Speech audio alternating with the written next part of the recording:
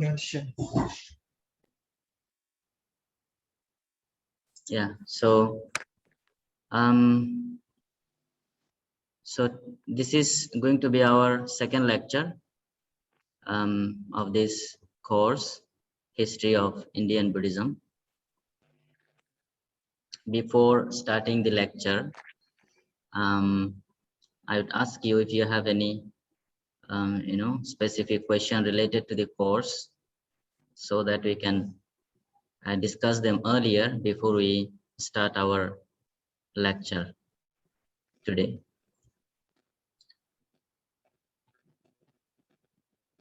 And if you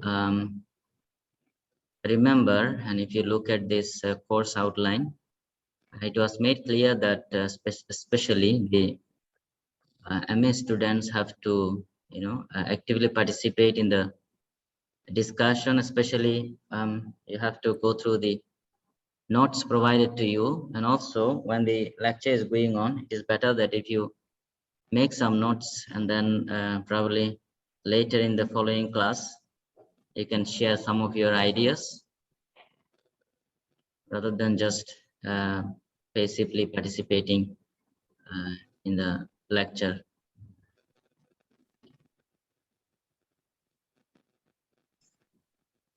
Does anyone have any question related to the course?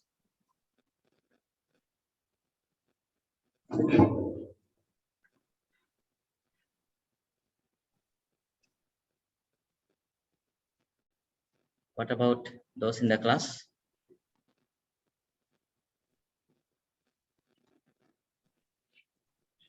Okay, then I have to share my screen, and then we can start our lecture, I guess.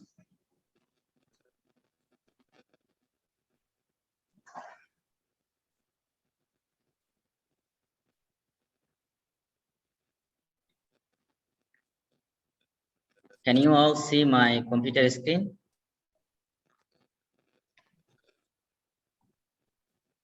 Yes, we can see, teacher. Teacher. Yes, Okay. teacher. Okay, so this is what we are going to discuss today. As you can see on my computer screen, the socio-philosophical condition before and during the time of the Buddha. I have made it clear earlier in the first lecture that we will be focusing especially on the events related to Buddhism and Buddha's life and his teaching and his career, and how all his teachings and sasana came down later on, covering a specific period in time. Because if you just look at the general history, it is very complex, and there are a lot of books related to that. So we are not going into that direction.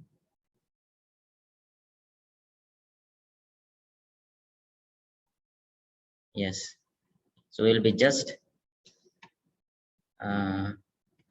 talking about the social condition in the time of the Buddha, or a little bit prior to the Buddha's time, and the philosophical thoughts that were prevailing and existing in the time of the Buddha.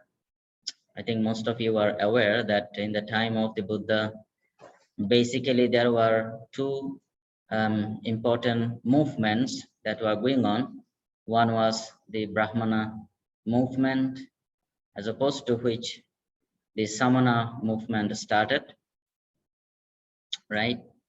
So the Brahmana movement, that was particularly connected to the Vedic literature, and there are some specific Vedic texts that are really important for this tradition. And for the Samana movement, which started against Brahmana movement, they had their own text that are known as Upanishads or Upanishadic text. But apart from that, there were other independent sages or philosophers who have been carrying out their practices and their teachings. They also had their own followings. So one of the teacher that existed in the time of the Buddha, who was, as popular as the Buddha, is Jaina Mahavira, the head of the Jainism. The Jaina thought is, I think, still present in India. There are, however, not many texts in Buddhist canonical literature. Here I am particularly talking about Pali Buddhist literature that focuses on, all these movements. We can find especially this one sutta in the Digha Nikaya. It is called Samaya Phala Sutta, where we find mention of 6 specific teachers, and briefly their philosophies are also mentioned. Okay, so other than that, if you look at the other text and other suttas in the canonical literature, you would find that here and there, the existing social conditions are mentioned within the sutta, and sometimes when different people or philosophers or different samanas and brahmanas came to meet the Buddha or his disciples, and they had a conversation with them, and in relation to that, certain thoughts of all these philosophers and thinkers are mentioned. But there is no specific text that only focuses on the philosophies and teachings of the existing philosophers in the time of the Buddha. So when we talk about the time of the Buddha, we have to, I think, keep in mind that in the general categorization of the history, it was basically Iron Age that was going on, which represent a kind of settling down of this human civilization. People have been settled down in different places, and once they are settled down, they have been carrying out their own lives. They can support themselves very well. Then they can focus on other things like discovering the life more, thinking about it more. That is how all these philosophies and philosophers came into being. And when we talk about the history of Indian civilization, we have to keep in mind these 2 civilizations called Harappa civilization and Mohenjo-daro civilization. So they are developed along a river, Indus River. So they are called Indus Valley civilization. And it covers from what today is northeast Afghanistan to Pakistan and northwest India. So if you look at this picture, you see that the Vedic tradition, Upanishads, Ramayana, Jewish, Pali canon, Mahabharata, analects of Confucius and Tao Te Ching, all these thoughts came into being in this period in time, which is regarded as Iron Age, basically. Now, these are the 2 civilizations, the Harappa civilization and Mohenjo-daro civilization. They were 2 important centers developed in the basin of Indus River. These were 2 of the largest settlements of the ancient Indus Valley civilization and of the world's earliest major urban settlements. So this represent how people have been settled, and they have been, quite organized in their living of life, and therefore they were a group of people who were able to focus on the deeper meaning of life. Some say about 3,300 to 1,300 BCE, this period lasted, and others say about 2,500 to 1,700 BCE. Some even say it lasted until 600 BCE.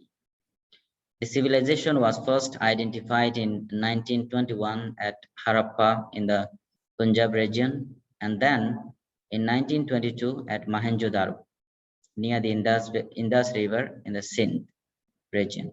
Both sites are in present-day Pakistan, in Punjab and Sindh provinces, respectively. The ruins of Mohenjo-daro were designated a UNESCO World Heritage Site in 1980. So these are different periods of Harappan civilization, starting at 7,000, approximately 7,000 BCE, and until 600 BCE. Yeah, I think you can see it here, Mohenjo-daro and Harappa. The center is here. These two centers. Okay, so we have to talk about Aryan invasion first. When we talk about Vedic text and Vedic literature, it says that in the 13th century, some even say in the 15th century BCE, the Aryans or Indo-Iranians invaded northwest India, and they spoke Vedic Sanskrit. Vedic texts were composed in this language between 1500 to 600 BCE, and they are called Shruti, revelation, as opposed to Smriti, human tradition. So these two terms are very, very important because especially when you talk about these four important Vedas, three actually, the last one, the fourth one developed later, they are called Shruti, revelation. So it seems like a number of ascetics have been living in the forest in different places, and they have realized something, or they have heard some messages which are regarded as Shruti and revelation. Later on, they have been memorized, and much later they have been written down. So this text became the important literature and text for this tradition. And one other thing that should be mentioned with Shruti is that according to the idea of this revelation, as they are revealed truth, they cannot be mishandled, they cannot be handed down to anyone else. So only this particular group of people at that time, the Brahmins, they have to take care of it. They will be memorizing it, preserving it, and doing everything that they need to do, including all kinds of sacrifices and everything, following this specific text. On the other hand, Smriti refers to human tradition, as people remember and then hands down to others. So all the other kinds of philosophies and thoughts fall into this category. These are the four Vedas. You can see in the picture: Rig Veda, Yajur Veda, Samaveda, and Atharva Veda. These are the four important texts for this Brahminic tradition.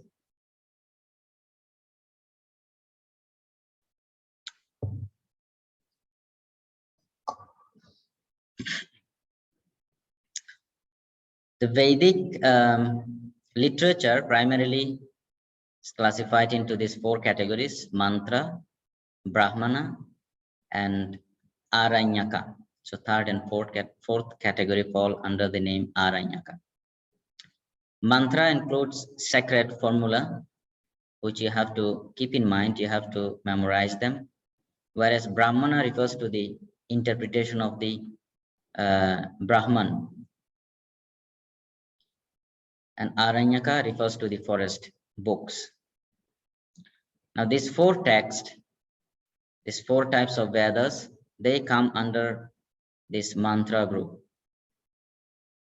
four Samhita. The first three are considered as Vedic canon. They are referred to as Trividya or Tevidya. In fact, there is a sutta in the Pali canon called Tevidya Sutta, and some say that the sutta was given, referring to this particular term Tevidya, because in the Brahminic tradition they have been referring to this text as Tevidya, and once you achieve the knowledge of these three Vedas, you are an expert, and you would perform all kinds of sacrifices and everything. So everyone has to listen to you, right? On the other hand, the Buddha was talking about three different types of vidya, right? Attached to one's spiritual development and practice. The three vidyas that he himself obtained when he was attaining the Bodhi, right? What are those three vidyas? Do you remember? Is it Suttamaya Panya, Bhavanamaya Panya, that one? Not those. So when Buddha was doing his practice, it is mentioned, for example, especially on the last day before attaining enlightenment, he achieved these three knowledges. The first one is about his past life and all, about his seeing his past life and other people's past lives. right. The first one is related to seeing the past lives of himself, and second one is related to seeing the past lives of other beings. And it is not just seeing or understanding the past lives of oneself and other beings, it is understanding the functioning of karma. What particular karma functions in what particular way, and how beings are involved in this process, and based on what particular karma beings are born in a particular realm or go through a particular process in life. So one is called Chatupapatayana, that is related to the past lives of other beings. First one, what is it called in Pali? I don't remember. And the last one is called Asavakaya. Pubbe Nivasanusati, yes. Asavakaya and Chitupapate. Yeah, Asavakaya is the last one. So Asavakaya especially signifies one's attainment of enlightenment. So these are the three knowledges in Buddhist tradition that are mentioned. But the first two, especially knowing the past lives of oneself and the knowing the past lives of other beings, are not as important as the last one. So it seems like if one is sufficiently developed in his spiritual journey, spiritual progress, spiritual practice, he would be able to know lives of one's own past lives and the lives of other beings, past lives of other beings, but that would not really help oneself to experience enlightenment or nirvana or liberation, whatever you might call it. It is only the Asavakayayana that would ensure that one is completely free from samsara. Now, this is just an example of how taking up this idea of three knowledge or Vidya, the Buddha gave his own presentation of Tevidya, 3 knowledges.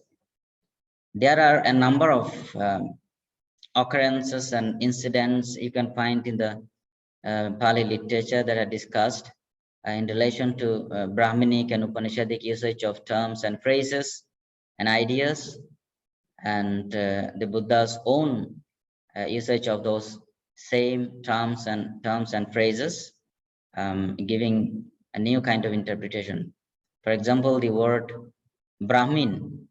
Brahmin refers to one of the 4 caste in the caste system, right? Brahmin refers to the first group of people in the 4 caste system. Whereas in the Buddhist literature, the Buddha specifically defines Brahmin to refer to Arahants and enlightened beings. So he provided a new interpretation to the existing terms and ideas. And there are many more.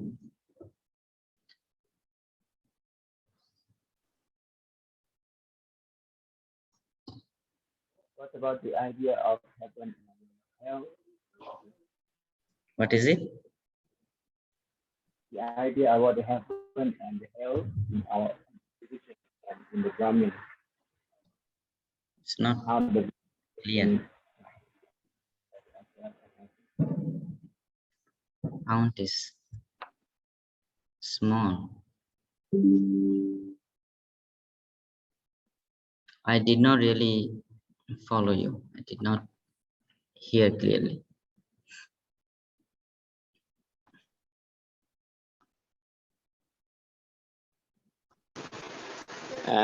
I mean about the idea of hell and heaven in our religion among us and Brahmanism. The idea of hell? Yes. Oh, I How see. how the Buddha present. These are related to the concept of cosmology present in different traditions. In Buddhist tradition, there is a particular presentation of cosmology, right? Where you have, and it came actually later on, the presentation of 31 planes of existence, right? Where you have Arupa Brahmaloka, Rupa Brahmaloka, and then you have heavens, and then you have human world, and below human world you have animal world, and different types of hells, asura, right? But normally we find in the early suttas the mentioning of human world, niraya, that is hell, and heavenly abodes, and also animal world, sometimes asura. So there are different ways of explaining this, how do you say? There is one explanation that is connected to one's awareness. Okay, especially if you look at the Abhidhammic explanation, so it says that these 31 planes of existence actually represent the 31 states or 31 layers of your own consciousness. Okay, so this is one way of understanding it, because when we read the explanations of, for example, Rupa Jhanas and Arupa Jhanas, what are the explanations given? The explanation says that when you are in Rupa Jhanas or in Arupa Jhanas, and while practicing this, if you leave this body, you will be born in Arupa Loka and Rupa Loka and Arupa Loka, right? So one is that at present you are experiencing this, somebody is making some noise.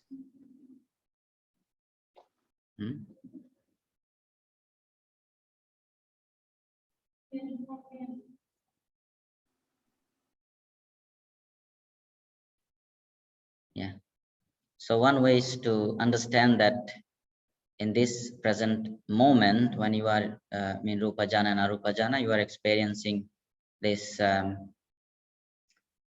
you are having this experience of being born in Arupa Loka and Rupa Loka. The other is that there are really existing planes out there. They are called Rupa Loka and Arupa Loka. But I'm not very sure about the external, existence of this, if it is referring to some other planets or some other planes of existence. I see it in this way that within this life, in my experience, in this world, all this exist, enlightened being, non-enlightened being, and all other things.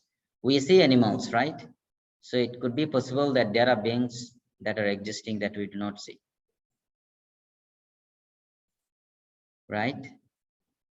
And but in every living being, there is this different forms of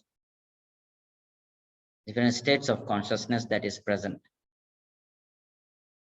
So you may have the experience of hell being with this present body and mind. You may have the experience of Arupa Devas, Arupa Brahmas in this body and mind.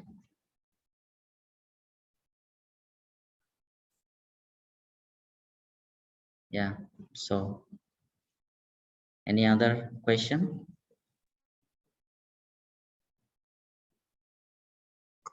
Okay, teacher, it's okay.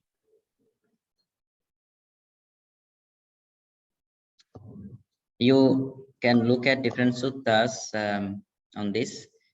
Particularly, you can look at this Kalama Sutta, especially the later part of it. Actually, I just want to know about the idea, the earlier idea in Brahmanism about the concept of heaven, because in our religion, we have many levels of heavens. It's like in the Kamaloka, we have 6 realms of the heaven. So in Brahmanism, do they have such kind of different level?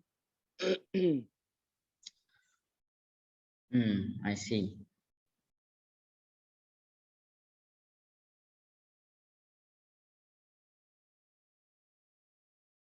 Because some non-Buddhists, they like to combine about Brahmanism and Buddhism together. And yeah, they always try to claim that Buddhism origin from the Brahmanism. That is why many ideas, even in Chinese, in China or Jainism, they have like moksha is in the ultimate right. target. And some non-Buddhists, they like to combine moksha and nirvana is the same. So is it totally different, right? Yeah.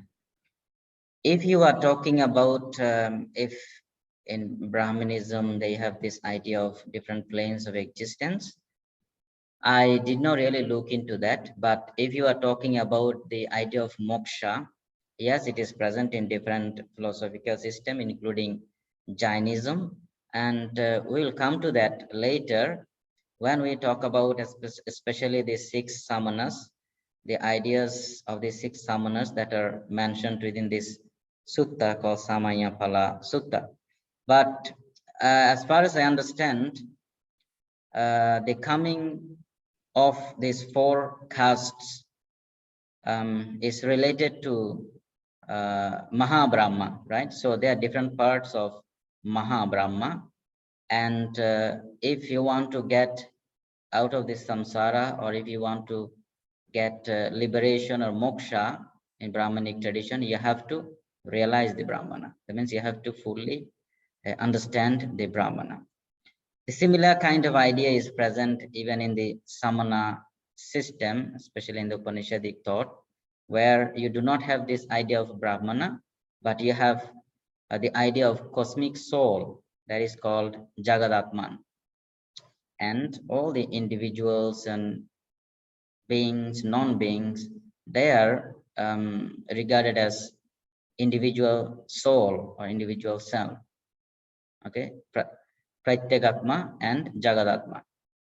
So this individual soul has to realize this bigger soul, this ultimate soul, Jagadatma, cosmic soul. Once you see there is no difference between oneself and the cosmic self, then that is considered as moksha. You become part of this cosmic self. I think that is how it is presented, basically. The idea of moksha is of course there. Yeah.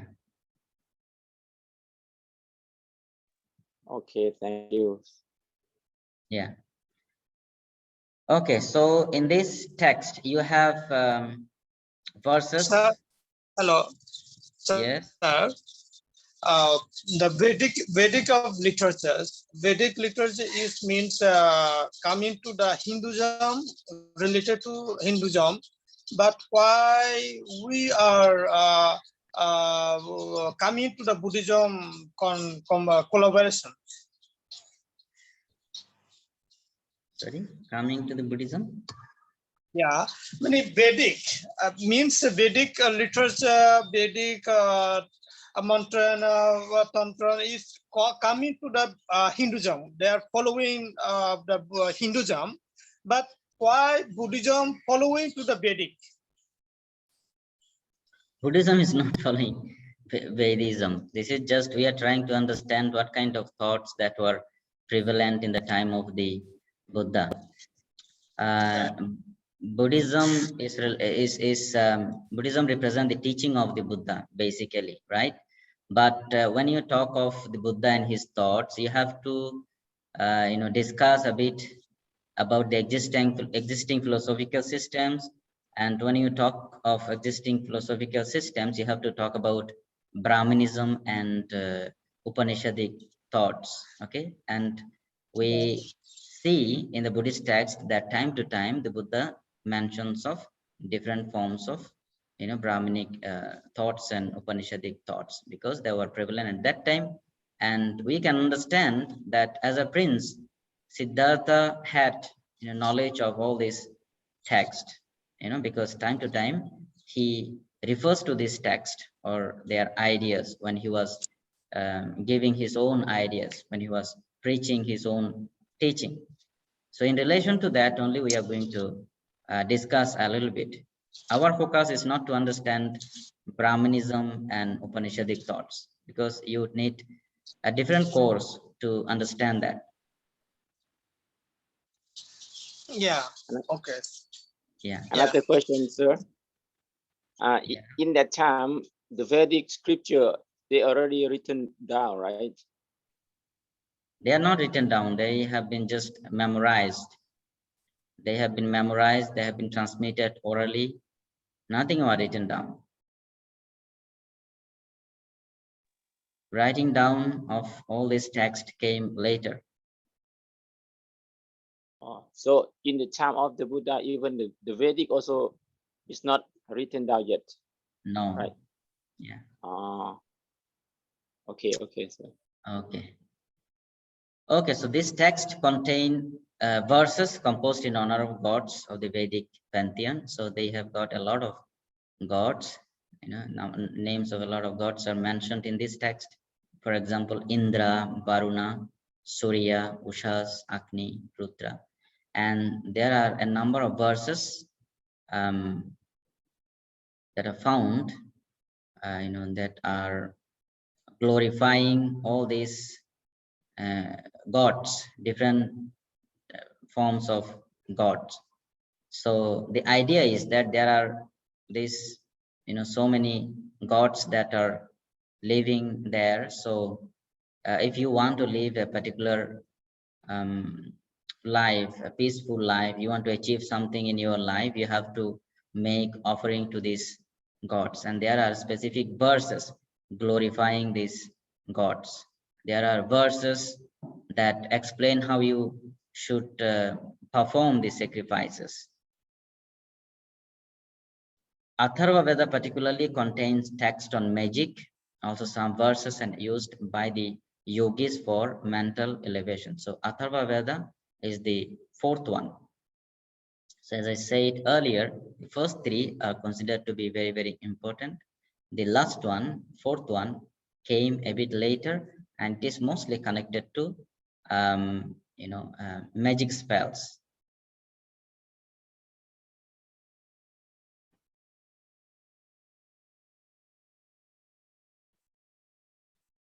Okay. Now, Brahmana refers to the text that represent interpretations of different prayers and sacrificial ceremonies, cult practices, cosmological myths, famous kings of the past, and so on. So you have mantras, you have formulas, and you have explanations for that, for those formulas. They are called Brahmanas. Aranyaka, or forest text, refer to Upanishadic text that developed in response to the earlier text, such as Aitareya, Taittiriya, Katha, Brihadaranyaka Upanishad. So there are a number of Upanishadic texts. I think there are about 18 important Upanishadic texts, but there are hundreds of them. They developed in continuation with Vedic tradition and contains philosophical speculations and instructions on yoga practices. The Vedas were composed approximately between 1000 to 800 BCE, and the Upanishads around 500 BCE. But if you look at the history of the development of Upanishadic text, you would find that even after the Buddha's passing away, there were some Upanishadic texts that were composed. So it continued, even after the passing away of the Buddha. Now, in relation to especially this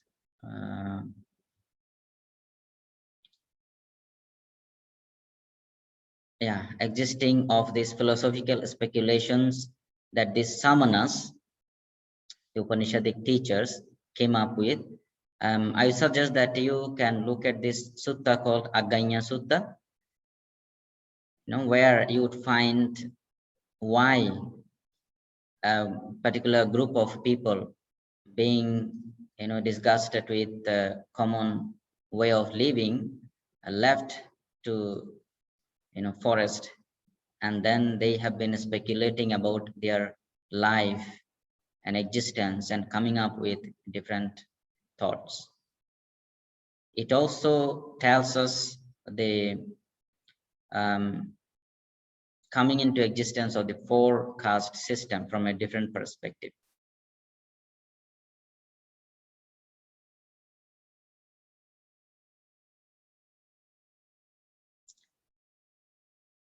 Okay, so this was the social classification for classes of people, Varna, four groups of people. Varna means color, so these four groups refer to this Brahmana, Kshatriya, Vaishya, and Sudra. You can see from this picture, the group of Brahmana refers to these Brahmins as priests and teachers. So they held the highest position. Next to them was Kshatriyas, kings and warriors. And the third one is Vaishyas. Vaishyas are basically engaged in agricultures and merchants and business and so on. And the fourth group is Sudras. They were laborers. Their duty was to serve the previous three groups of people. So this was the social stratification among these four groups of people. The first two were regarded as upper class, whereas the last two regarded as lower. Two classes at the top, Brahmins who defined the law of different classes in the society and handled sacrificial activities, and the rulers and warriors who were in control of guarding the country. Two classes at the bottom, merchants, also farmers, herders, artisans, craftsmen, and so on, and slave class who was to serve the other three classes. So this was the social classification. Now, how do you categorize Siddhartha? Kshatriya. Kshatriya. Yeah. Kshatriya, yes. So he fall into the second category of people, Kshatriya, because he was a prince, right? Yes.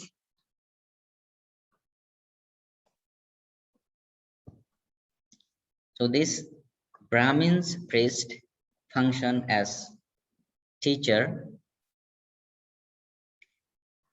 So they had a close tie between Brahmins and Kshatriyas.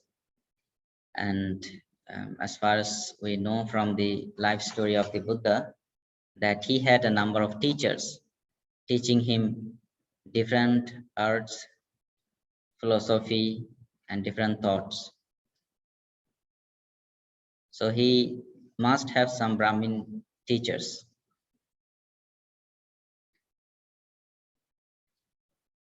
Yeah, so their duties are, specified in some ancient text.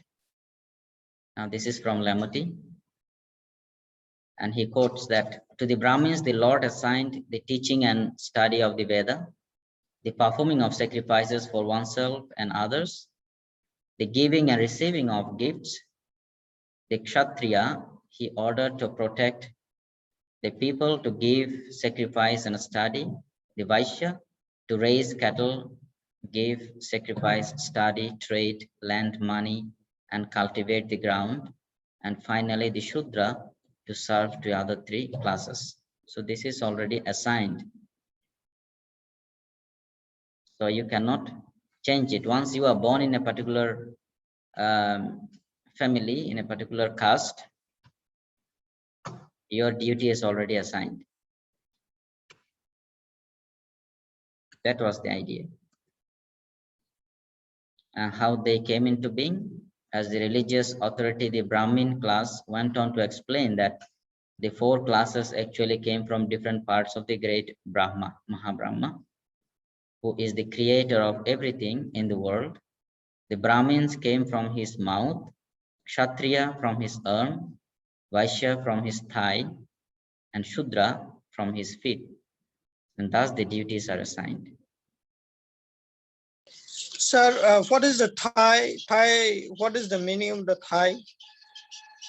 Thigh is a part of your body. This is called thigh. This is Mahabrahma's thigh.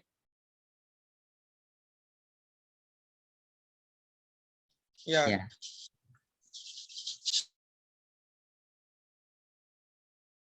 And the duties specifically are mentioned in a text called Manusmriti. Duties and responsibility of all these different groups of people, and if they do not abide by the disciplines mentioned within the text, they will have to go through a particular type of punishment and so on, because it is fixed. Okay.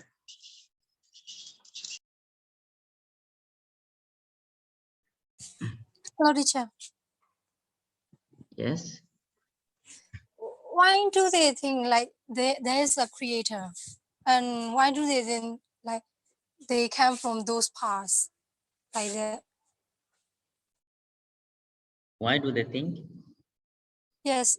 Why do they think there is a creator or they are creators, and why do they think like Brahmins come from the mouth or like from like they name parts too? Now, these are, for example, the classification of people are mentioned within the Vedic text. And as we have just seen, they are very, very old text, and they are considered as Shruti, revelation, right? So as it is written there, people have been following it in the tradition. I think you'd find answer to your question if you look at how you believe and do a certain things because you are born in a particular family, in a particular society. So you have been having this belief from the tradition. Okay? Yes. Yeah, so why do they believe? Because they believe in this text, you know, and they have to follow this, follow what is mentioned within the text. They cannot change it. And this has been the belief throughout, okay, until the Upanishadic period came when the Buddha and other philosophers, samanas are regarded as philosophers, okay. Samana, the word samana is translated as ascetic also, but philosophers and thinkers in the time of the Buddha, they started to question it. Okay. Yeah. Yes. Is there state class discrimination now in India?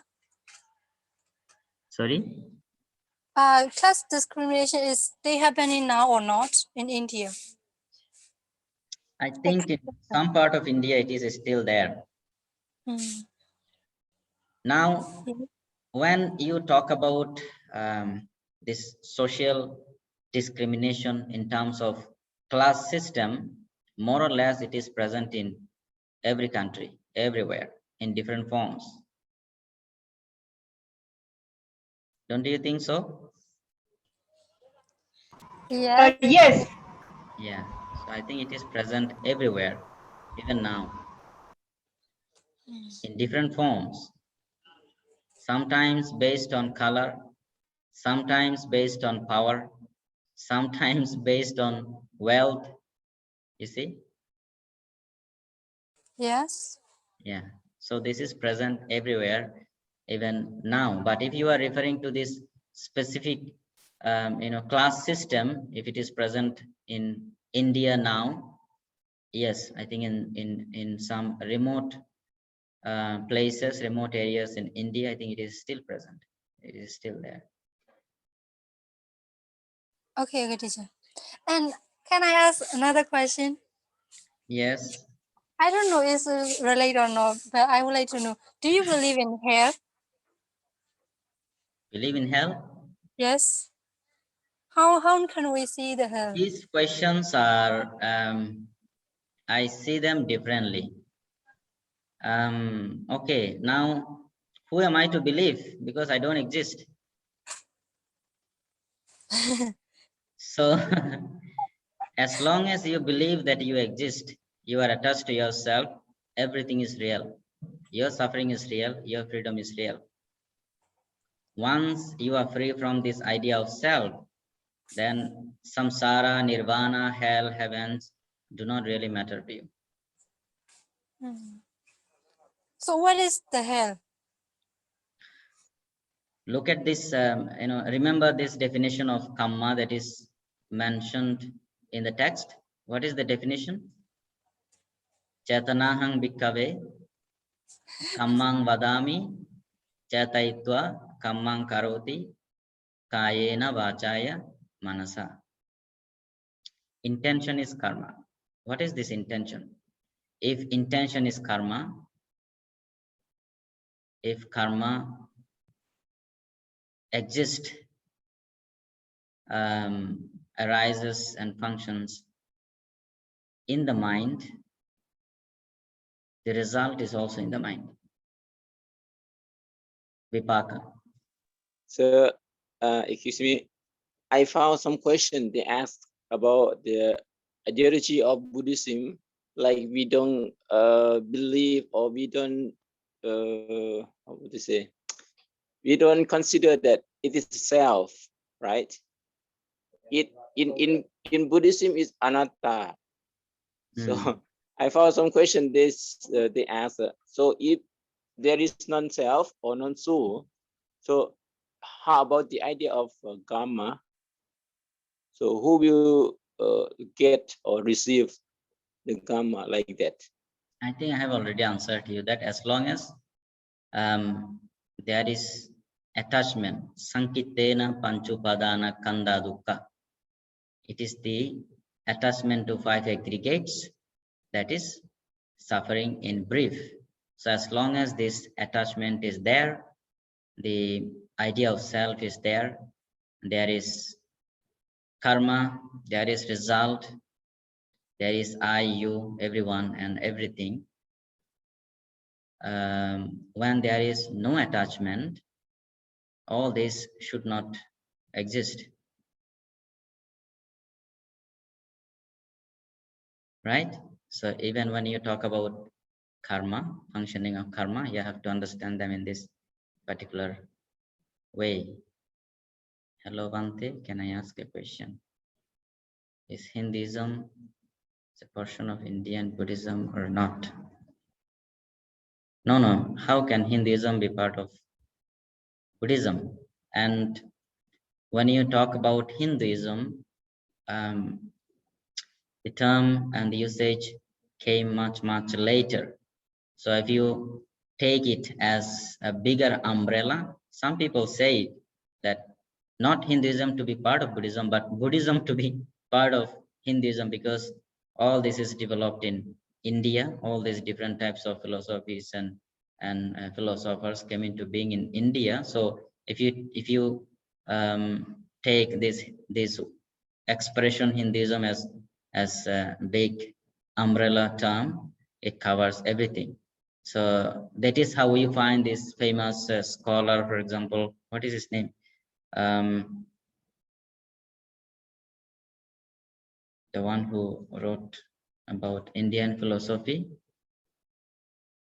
Radhakrishna. Yeah. He said when he was talking about the Buddha, you can look at the introduction part in Bapat's text, 2500 years of Buddhism. I think it is in that text it is mentioned that he said Buddha was born Hindu, lived Hindu, and died a Hindu.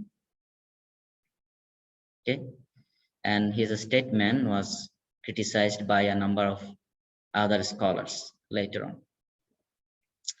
So Hinduism is not definitely part of Buddhism. But sometimes some people regard Buddhism to be part of Hinduism in the sense that all these thoughts and philosophies developed in India.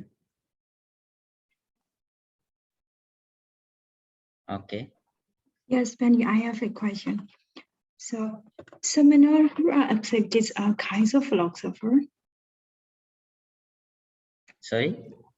Seminars are accepted, right? So they are the kinds of philosopher. Yeah, you can regard samanas to be a kind of philosophers. They are thinkers. Upanishadic thinkers are regarded as samana. Yeah, thank you. Yeah. Thank you, teacher. Yeah. So when we talk about the development of different thoughts in India, when we talk about Brahminism, normally as opposed to Brahminism, samana movement developed, and this samana movement consists of a number of samanas and their practices and their thoughts who challenged this existing Brahminic system. Thank you, teacher. Sir. Yeah. Here there is a question. Okay, please wait a moment.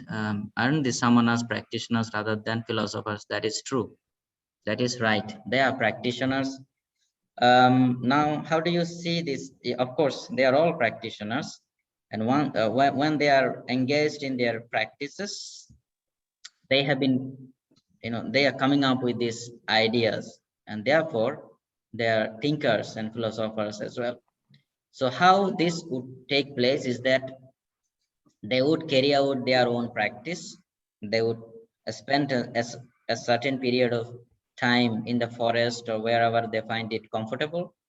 they would do self-reflection and so on. And when they feel that they have achieved something, they would time to time go to different places, spread their messages. Yes. Yeah, so that is how all these thoughts came into being. Yes. Yeah. Appo is saying. Yeah, is it Indian philosophy? Is it Indian philosopher? Indian philosopher? I think so. Hello. Yeah.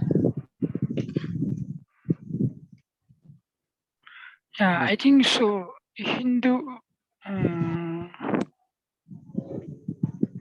Yes. Hinduism of Indian Buddhism, right? The Indian Buddhism, right, is a Indian philosophy. I think so. Yeah, of course, Indian Buddhism. Indian Buddhism, Indian the Buddhism is Indian philosophy. Indian philosophy. Yeah, you can Yes. say it also, right? Because it originated in India. Anyway, when you talk about all this, if you say that there is no self, then who performs karma and who experiences result and so on. These are actually some classical questions. They have been discussed time and again in different places, even in some ancient text also. These are questions related to Theravada Buddhism. As far as I know, you are having a class called Theravada Buddhism, right? We are focusing more on history, but I kept one lecture focusing on specific Buddhist teaching as well, because when we talk about birth of the Buddha, his teaching career and so on, his transmission of teaching, all these things, we have to look at some of his teaching as well, what kind of teaching he provided and so on, because later on we will be coming to discuss about forming of text, the canons and so on. So just probably one lecture. But if you have questions related to doctrinal aspect, I would suggest that you discuss them in a different class, focusing on Theravada Buddhism, probably. Any other question?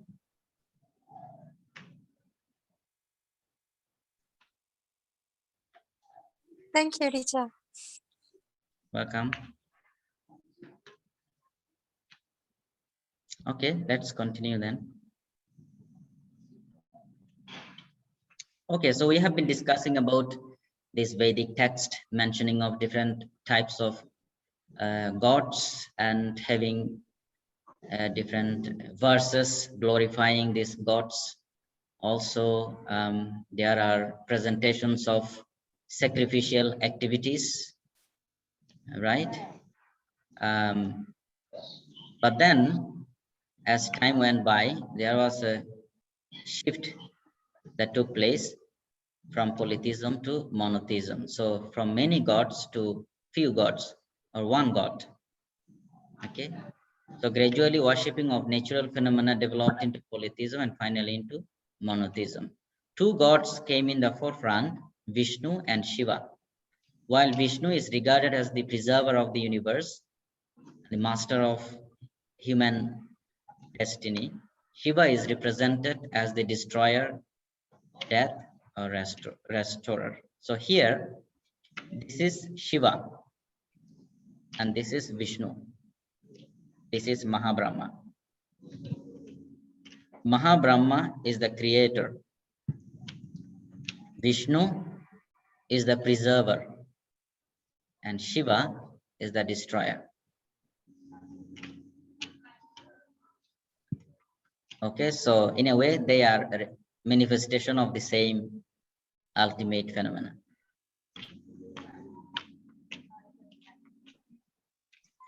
Final stroke of the development of the God idea, as Lamoti remarks, was made by the Brahmins by making it a supreme principle. I think some of you are familiar with this letter and the sound.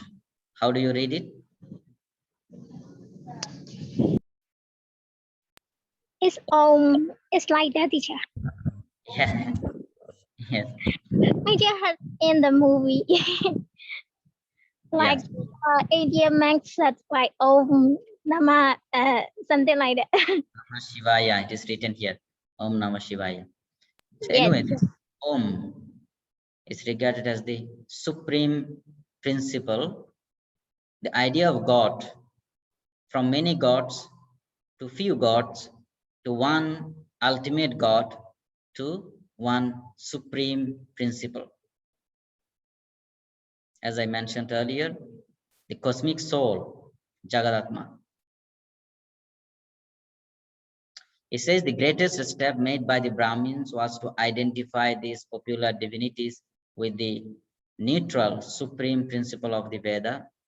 Brahman, the sacred word elevated to the rank of creator. Brahman was the creator, right? But this Brahman is identified as, how do you say? As neutral. Okay? A neutral supreme principle. Om, the sound refers to this ultimate truth or supreme principle. Okay, so since we are talking about Upanishadic philosophies, where you do not have this existence of God anymore, you have just a supreme principle. How do they present their ideas? Very briefly, I have mentioned here. So according to the Upanishadic philosophy, man is reborn according to the quality of his works, karma. Okay, so you have similar idea in Buddhism. Based on your karma, you experience the result, you wander in the samsara. But here, karma seems to have a different meaning. Works refers to following ritual prescriptions. So karma here does not mean chetana, right? It refers to following a particular type of ritual prescriptions. The performance of a good karma will be rewarded and of a bad karma will be punished. So there is the idea of reward and punishment. If you follow the instructions properly, that is, you are performing good karma and therefore you will be rewarded. If you fail to follow the prescriptions properly, that represent bad karma and you would have punishment accordingly. They will take rebirth in the heavens and hell accordingly, but these are temporary. So there is the idea of hell and heavens. Based on one's karma, one would be reborn there, but these planes of existence are temporary. One would escape the cycle of rebirth only by realizing the Brahman, which is the only truth. He who understands Brahman becomes Brahman. So that is the only way. You have to make all effort to see the truth, and that is Brahman.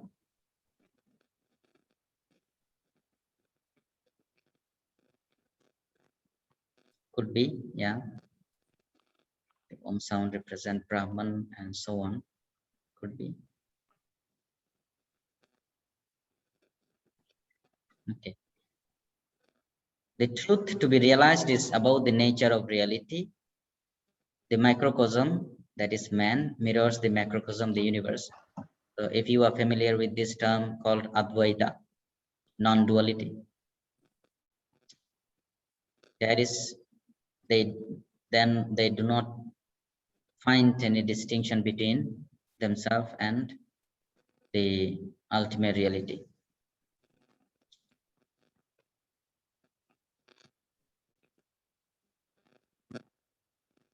There are a number of Upanishadic texts are there. So you have, this is just some essential teaching from Upanishads. Okay, both have an essence, a true nature, a self. So it seems that they strongly believe in the existence of a self, right? Which is the same for both. Both here refers to the universe and the man. As I said, cosmic self and individual self, cosmic soul or individual soul. So at the cosmic level, Brahman and Atman are to be understood as synonyms. It is the realization of non-duality that identifies the Brahman with Atman. Once you realize the essence of Brahman, which is the cosmic soul, as individual soul, you lose this identity of individual soul. You become part of this cosmic soul. And at that point, there is no distinction between you and the cosmic soul. You become part of it. You are always part of it, but you just do not realize it. So what you have to do is you have to realize it, following a certain practices.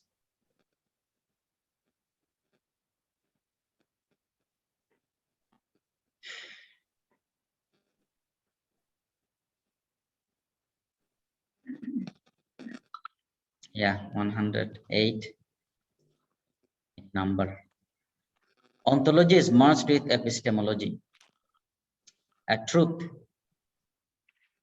satya, is the same as existent, sat.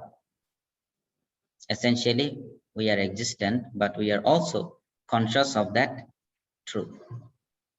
So existence is conscious, or rather consciousness, and thus it is always in the mode of bliss. So this is an essential teaching from Upanishad that says that what exists, what is truth, what really exists, what is existent, ultimately is not different from the knowledge of its existence. So what is truth is same as existent. What exists is truth. Now what is this truth?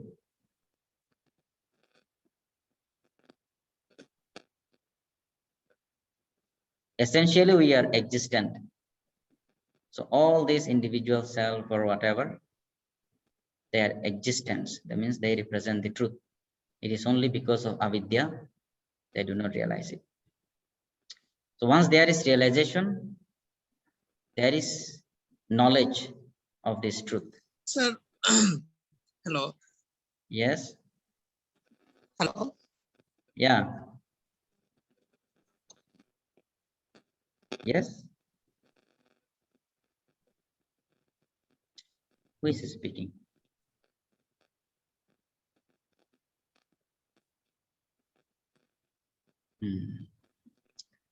I don't know.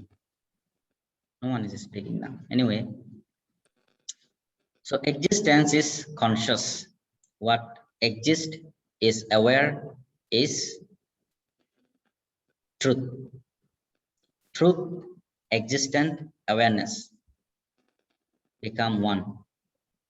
Sat means existent, right? Chit is the awareness of that existent. Okay, or rather consciousness, and thus it is always in the mode of bliss. What is the experience? Experience is explained to be bliss, ananda. So therefore you have this statement, Sat Chit Ananda. That represent the absolute truth, absolute realization.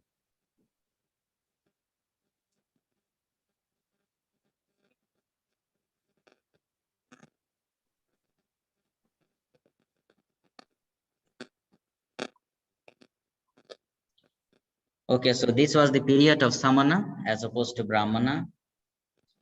The intellectual people were more inclined to the Upanishadic philosophy rather than the Vedic sacrifices. yeah, these two groups of people or two types of thoughts. In the Brahminic philosophy and Brahminic way of living, a Brahmana's life ideally was divided into 4 stages. When young, he is a student of Veda. When adult, after completing learning, he becomes a householder. When old, he leaves household and dwells in forest. Finally, he leaves his abode in forest and becomes a wanderer. So these are 4 stages of life of a Brahmana. In the case of a Samana, is one who abandons his home and lives a life of wandering and begging. Often he enters his way of life while young. There was no requirement that he pass through the other stages of life before becoming a Samana. He devotes himself to controlling and limiting his desires, practicing yoga, and performing severe religious austerities in the forest to experience the absolute or to escape death.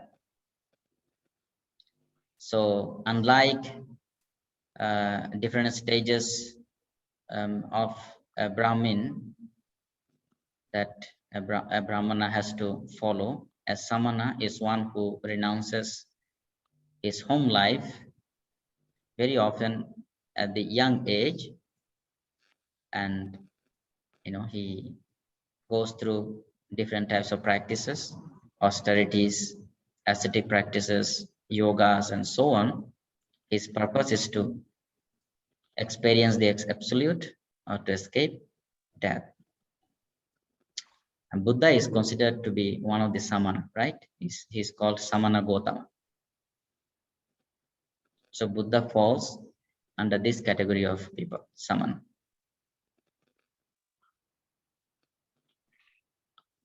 Yeah, 4 ashramas.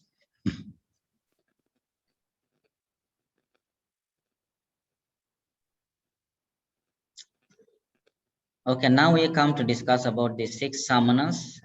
As I mentioned earlier, you can find the names of these 6 samanas mentioned in the Samayapala Sutta. Before talking about their philosophy, I think probably we can, I think it is better to discuss the background story that is related to the discussion of these 6 philosophies of the 6 teachers. Now, as I said, you can find this in the Samayapala Sutta. Samayapala Sutta is the second sutta in the Digha Nikaya, right? I sent you this this translation of this sutta last time. I sent you some suttas, Yes. right? Is there? Yes. So if you have time, you can go through this. You can go through the entire suttas, or you can just look at the description related to these 6 samanas also. But if you go through the entire sutta, you have a fuller understanding of why these 6 teachers' names are mentioned with their thoughts and what the Buddha wanted to actually show in the sutta.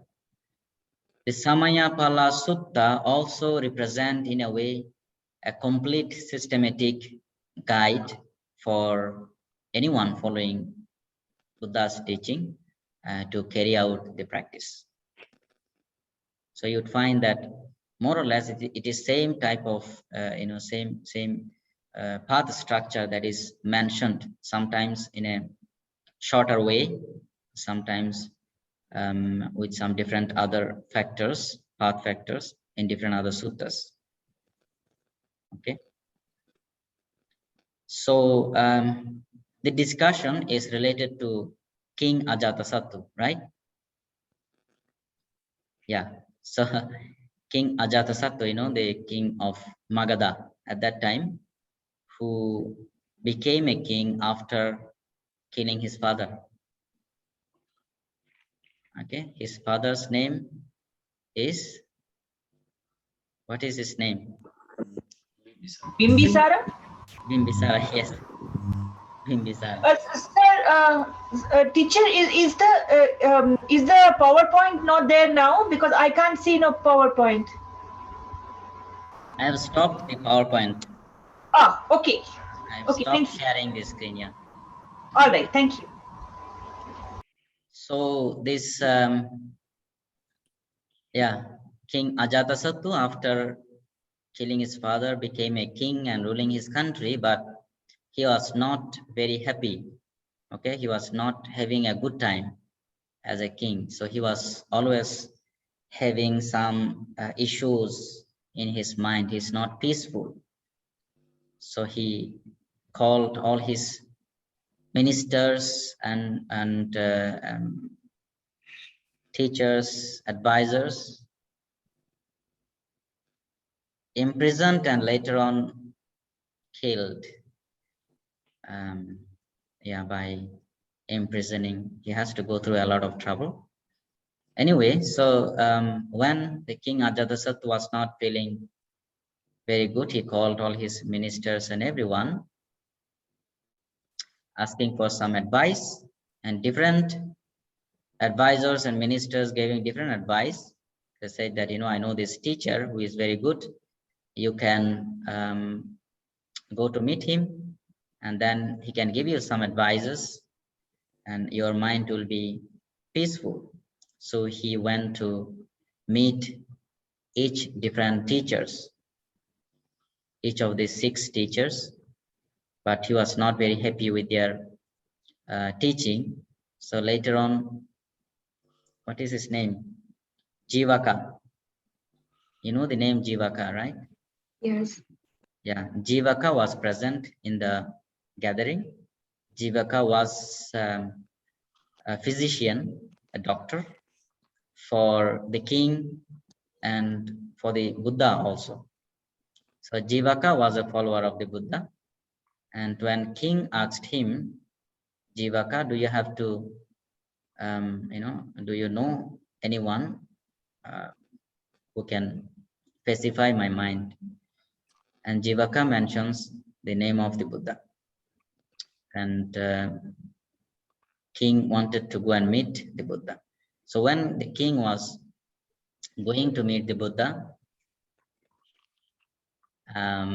with all his soldiers and guards and everyone, they went into this forest where the Buddha was dwelling with all the monks.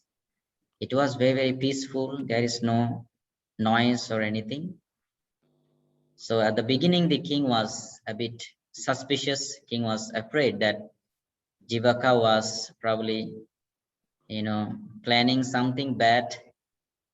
Jivaka wants to probably capture the king. So he was doubtful about Jivaka's plan. And later on, Jivaka said that, they are practitioners. They do not make sound. They are carrying out their own practice and so on. So you do not have to worry about it. You just, follow me. Then later on, the king, together with his retinues and everyone, met the Buddha.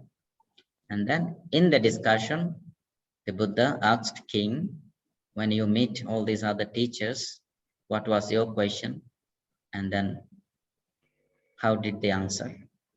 In that aspect, we come to know that the 6 teachers gave these particular answers to the king's question that are recorded and mentioned in this text.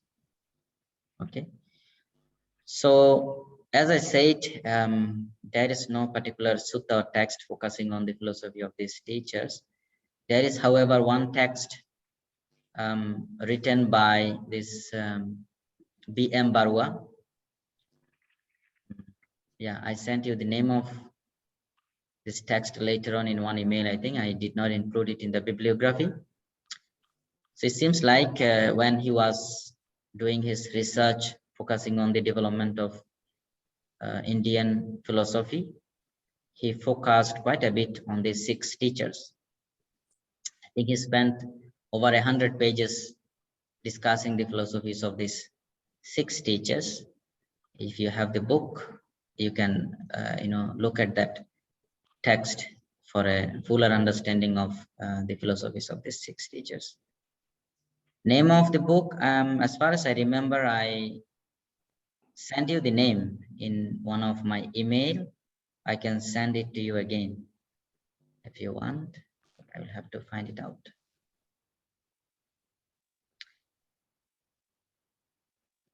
I think so. You can get it as PDF format. I'll have to. It is quite old book. I think that should be available as a PDF form. We have the book in our library. A few copies I have seen. And you have sent us the fruit of the recluseship, or I'm not sure. Yeah, I sent this sutta to you already, right? Yes.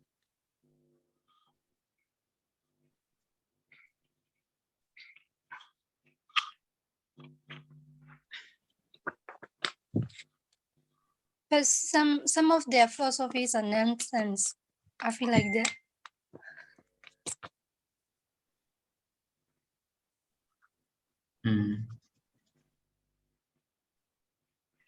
This is that. Huh? Yeah, this one.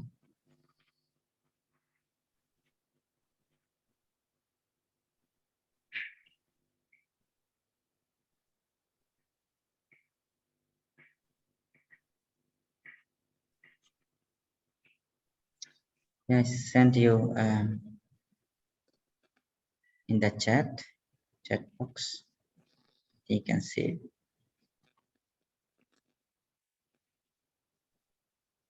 Yeah, this is the text I'm talking about. So there are a few texts that focus on the history of Indian philosophy.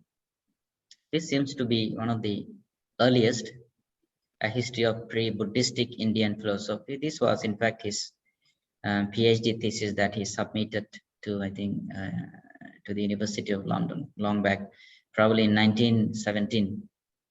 Then later on you have other books focusing on the same area. There is one that is quite famous, is by this Radha Krishna, Indian Philosophy Volume 1 and 2. Much later, there are some other scholars who focused on similar areas. Yeah, so you can look at this text if you want to have a better understanding of the philosophical development of all these schools. Sir, philosophy, how many the philosophy? I think philosophy is Indian philosophy following their Charvaka, 4 Charvaka, right? There are different forms of different 4 Charvakas, Rig, Veda, Nastik, Riga, like this Charvaka.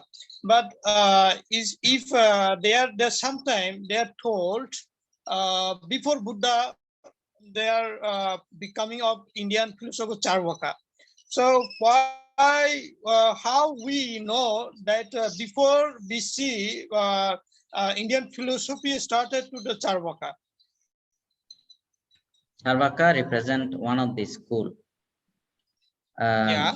There are basically, there is a talk of 6 school, Vaisheshika, Nyaya, Sankhya, Yoga, see, Mimamsa, Vedanta. So you have all these schools. They are categorized into these 2 groups, Vedic tradition and Upanishadic tradition. Okay, so they are classified differently in terms of 6 schools of thought, in terms of Brahminic philosophy and Upanishadic philosophy.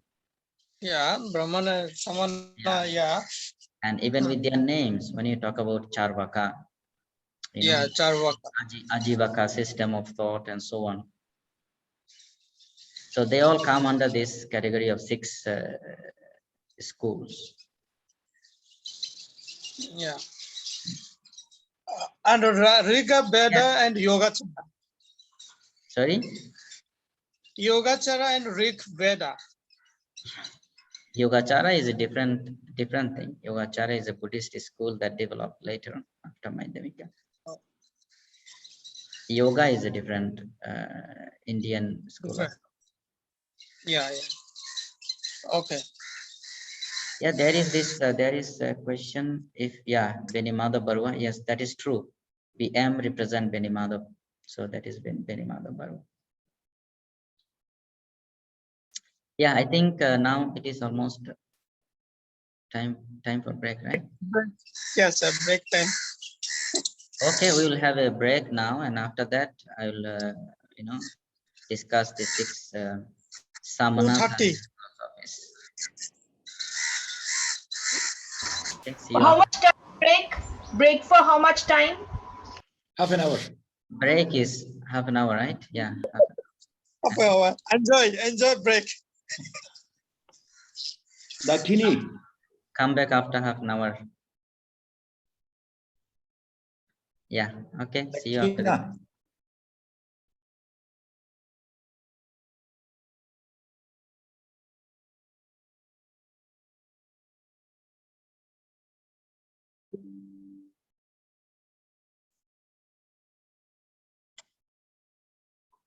Okay. Let us resume the class now.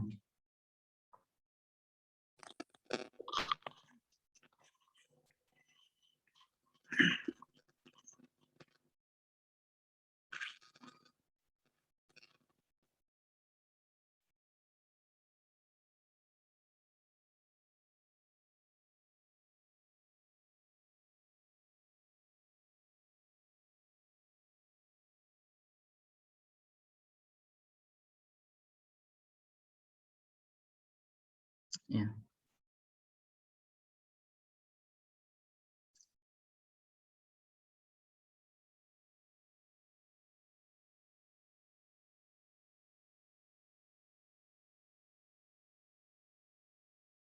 Yes.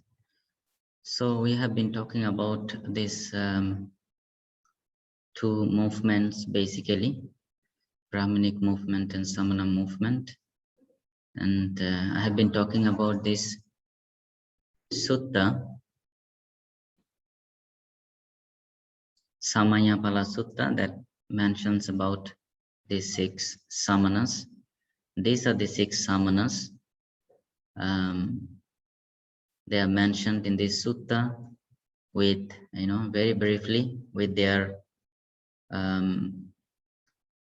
philosophical standpoint.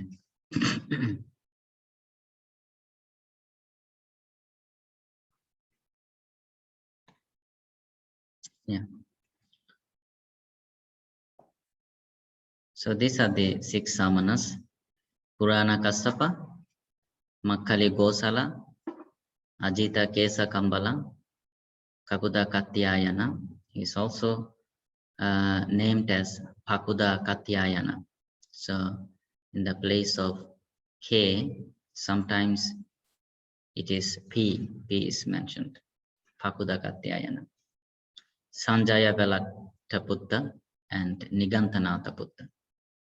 So Nigantanataputta, everyone knows about him because he is regarded as one of the founder of this Jaina tradition, Jaina philosophy, okay, Jainism. But the other 5 samanas, it seems like they do not have, their school or follower existing up to now. So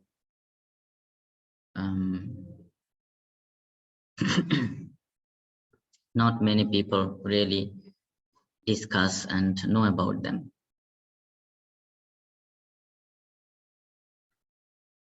So this, all these teachers, all these philosophers have been staying in Magadha kingdom. So this also tells us that in the time of the Buddha, when you look at his life, for example, he spent most of his times in the Magadha kingdom, right? And as soon as he attained his enlightenment, in Bodh Gaya, from there he started his journey towards Rajagaha, that is in Magadha. So there was a kind of religious diversity that was prevalent in this kingdom. So that is why everyone was, staying peacefully and spreading their teachings, right? So this is something that we need to keep in mind. You cannot really express your teachings or philosophical thoughts everywhere. You need to find a suitable place where you have necessary supports. There only you can spread your teaching, right? There you will be, successful in spreading your message only. So this is in some other text, for example, this is mentioned as a suitable location, a suitable place for practicing your own practices, and also for spreading or teaching the message. If you are not able to carry out your practice in a particular place, you have to find a suitable place. You have to move towards that, move to the other place. So this is one condition that is mentioned because not every place and every locality is suitable for carrying out every kind of practices. Now, the question that was asked by the king to all these teachers was whether moral actions would have any effect on the person who performed them. Okay, so this is again connected to karma and result. But in this case, as the name of the sutta suggests, Samanya Phala Sutta. Samanya Phala means fruition or fruits of recluseship. So the question is, the king is saying that in his palace, there are different people taking care of different things, and the king provide them, wages, right? Somebody is taking care of cattle. Somebody is taking care of his soldiers. Somebody is taking care of foods. Somebody is a farmer, so many people doing so many different jobs, and accordingly they are getting their fruits, and it is obvious, it is visible, and with that they take care of their own life. They also can take care of their family, right? They have a good life. So the question from the king was that, what do the samanas do? What do they do when somebody becomes a samana? What is the fruit of the recluseship? Why do they become samana? Right, so that was the question. And how moral actions function? What is good and bad? How do you decide? Why do you engage in good actions or bad actions? How do you choose? Do they really have any effect in life? So it is then connected to one's existence in this samsara, if you say. For example, some do not believe that there is rebirth at all. This is just the one single life. So in that case, they are not very much worried about good or bad karmas. You have this one life, just live this life, right?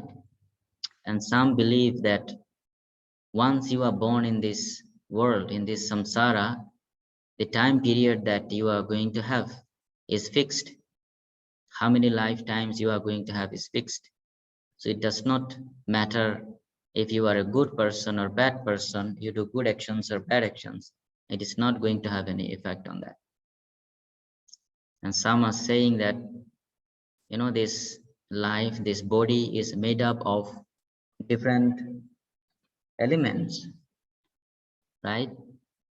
Earth, air, fire, water, and so on, space.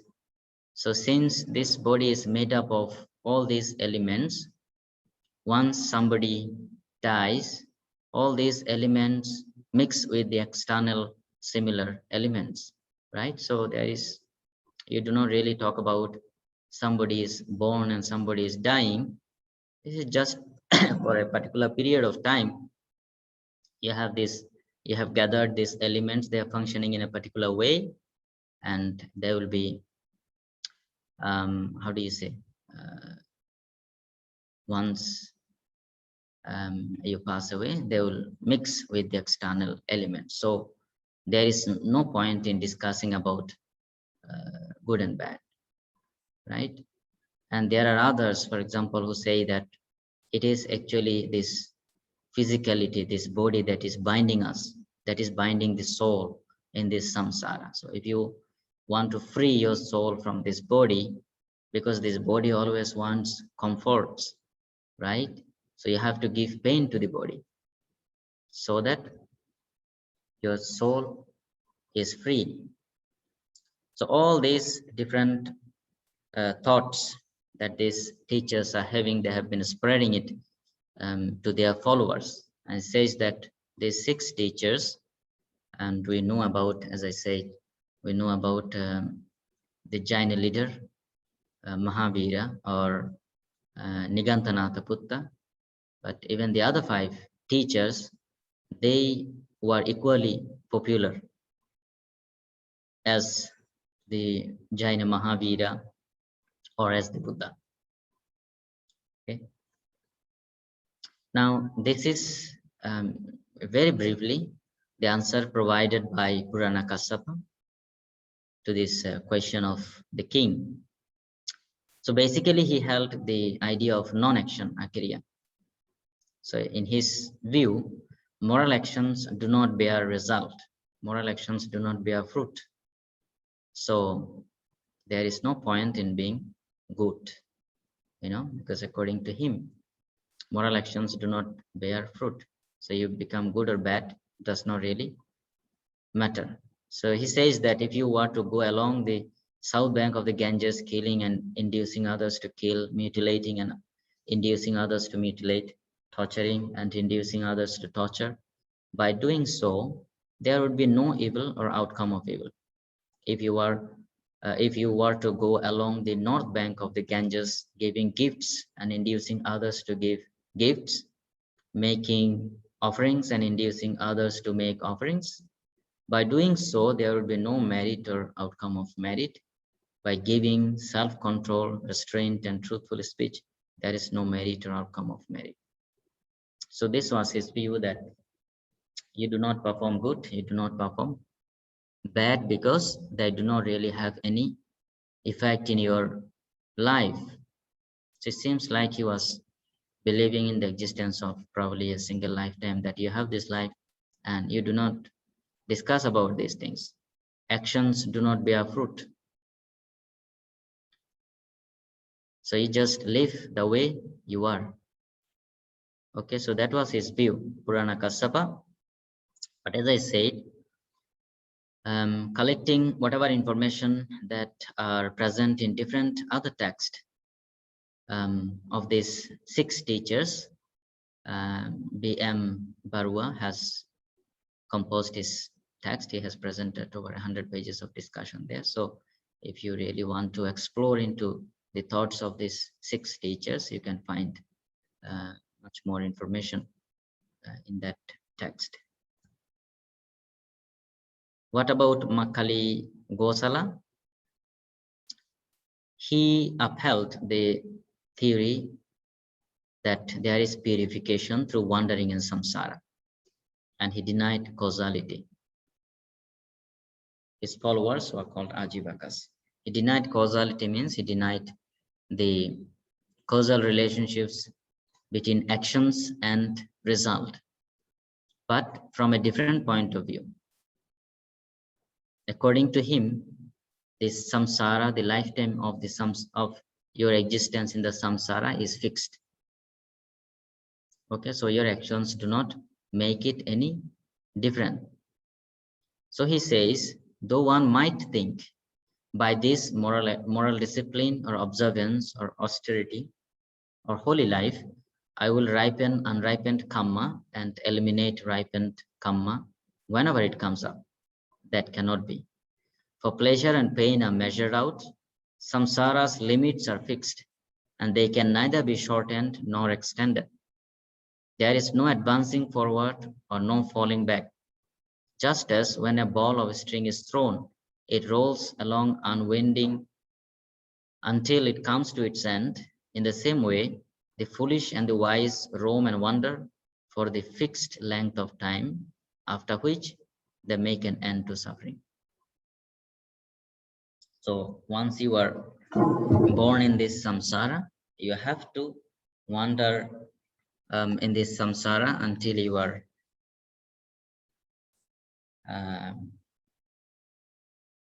liberated in a way, because it talks about making an end to suffering. But you cannot achieve that by following a particular path of practice or anything. Why? Because it is all measured out. It is all fixed. Okay. So that was his idea. That means if somebody is born wise, he should be wise throughout. If somebody is born foolish, he should be foolish throughout, because this is how he is born, this is how he is going to live. His actions, his decisions, whatever it is not going to influence his life. It is not going to make any difference in his life. It is all fixed. The next one is Ajita Kesa Kambala. He upheld the theory of annihilation. He was a materialist. His view was that everything was composed of 4 elements: earth, water, fire, and wind. Thus, moral acts were meaningless. This position continued through Lokayata and Charvaka. So this Lokayata system and Charvaka systems, they are 2 schools of this materialist schools. Okay, you have the discussion of 4 elements in Buddhism as well, right? But from a different point of view. In Buddhism, only the aspect of rupa is explained or analyzed in terms of 4 elements. But there is another aspect that is mentioned, that is nama, right? Yeah. Okay, so Ajita Kambala answered to the king in this way. He said, "Great king, there is no giving, no offering, no liberality. There is no fruit or result of good and bad actions. There is no present world, no world beyond, no mother, no father, no beings who have taken rebirth.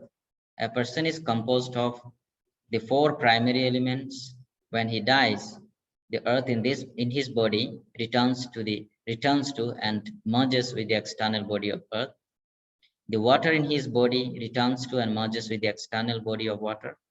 The fire in his body returns to and merges with the external body of fire. The air in his body returns to and merges with the external body of air. His sense faculties pass over into space. His meritorious offerings end in ashes. The practice of giving is a doctrine of fools. Those who declare that there is an afterlife speak only false, empty prattle.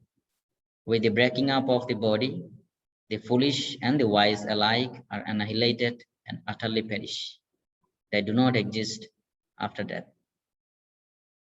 Okay, so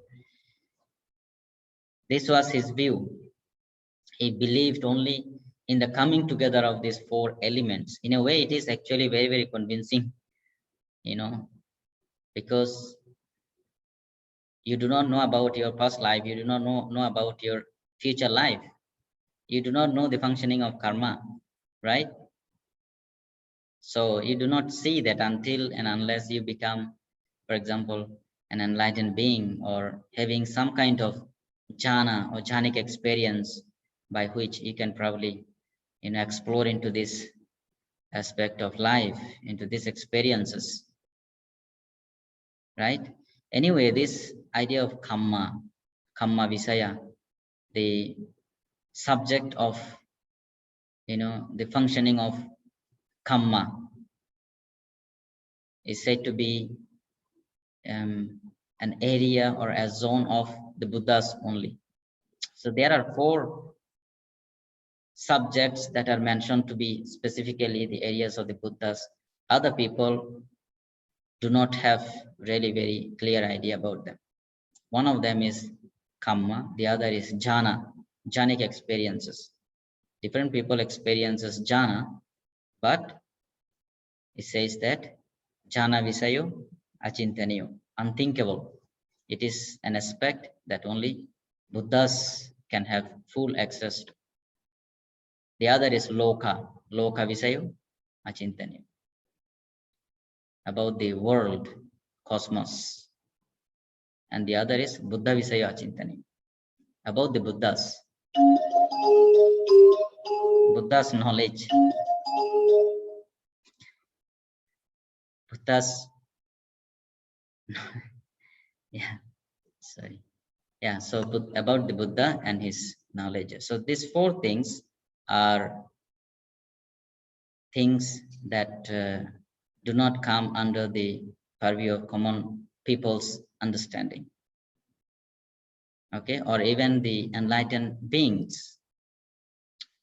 So there are in Buddhist canonical text and in the commentary literature, you would find discussions of like people have been trying to compare the knowledge of the Buddha and his chief disciples like Sariputta and so on, right? When you talk about Sariputta, what is it said? It says that the wisdom of Sariputta is next to the Buddha only. So his understanding of the teaching is compared to that of the Buddha, but still, not equal to the Buddha. And Moggallana was the other one who was expert in his psychic powers, the best in his psychic power, right? But even he was not, his psychic power was not equal to that of the Buddha. Mahakassapa was the other one who was, in a way, in very many cases, he was compared to the Buddha for different reasons.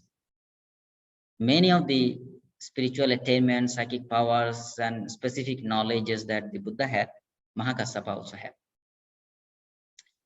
Some people have, I think, done some research and studies on this, because Mahakassapa was the one who, after the passing away of the Buddha, who was responsible to,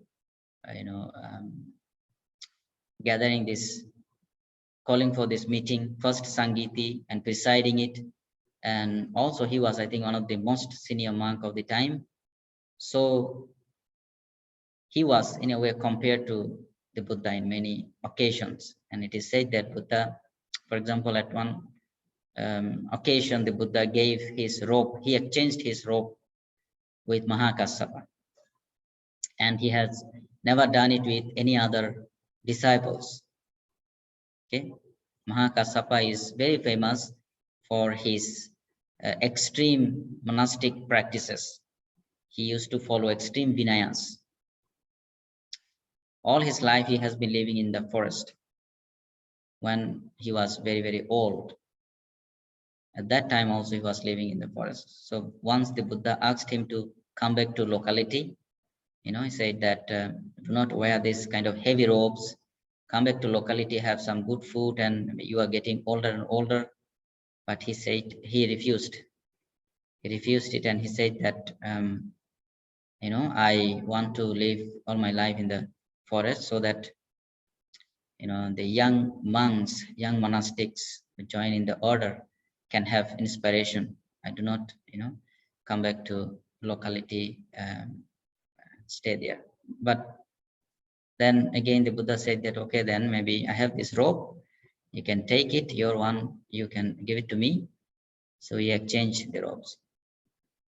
So the Buddha gave his robe to Mahakassapa.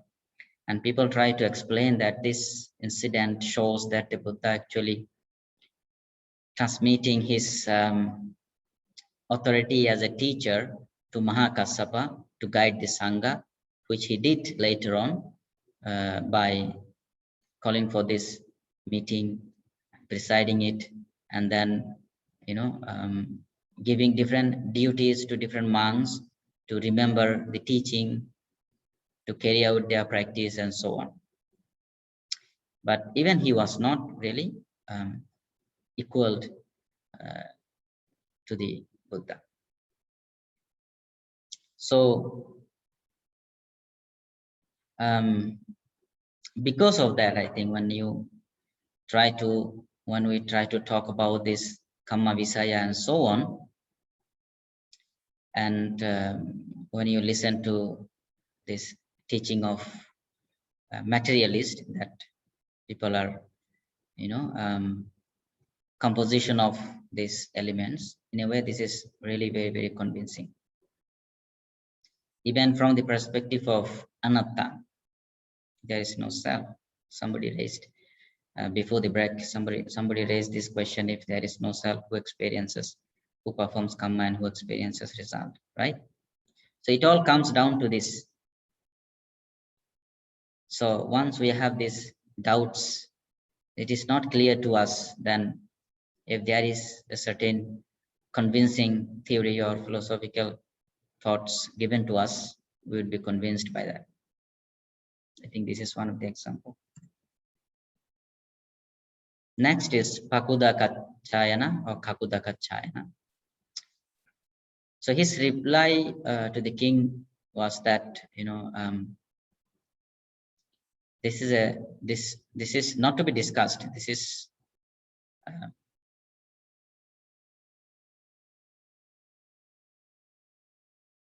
irrelevant or contradictory. So he recognized 7 elements. Apart from these 4, he recognized 3 more: pain, pleasure, and life, and that are unchanging. So when a man was killed by a knife, the knife only goes through a space without damaging anything. So killing has no consequence. So that was his logic. So he told the king that, great king, there are 7 bodies that are unmade, unfashioned, uncreated. They are there forever. They do not alter. They do not change. They do not obstruct one another. They are incapable of causing one another either pleasure or pain, or both pleasure and pain. What are the 7? Earth, water, fire, air, pleasure, pain, and the soul or the life as the 7th. Among these, there is no killer, nor one who causes killing, no hearer, nor one who causes hearing, no cognizer, nor one who causes cognition. If someone were to cut off another person's head with a sharp sword, he would not be taking the other's life. The sword merely passes through the space between the 7 bodies. See, so this was his idea. I think you would have an idea why actually these teachers have been explaining, providing these answers to this king. As I mentioned, when talking about the background story of this king, why he wanted to meet these teachers, because he was not happy, because he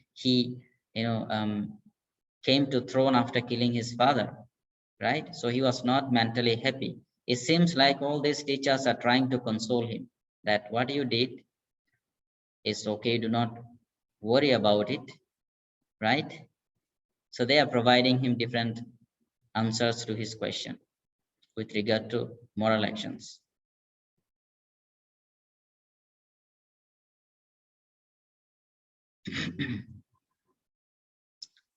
And then you have this Sanjaya Velatiputta, who was an agnostic. he refused to give any definite answer to any question, because according to him, everything is unknowable. It is not possible for people to know anything. The skeptic's position was based on serious doubts about the nature of knowledge and on their investigations of logic. Two of Buddha's most important disciples, Sariputta and Moggallana, came from this school.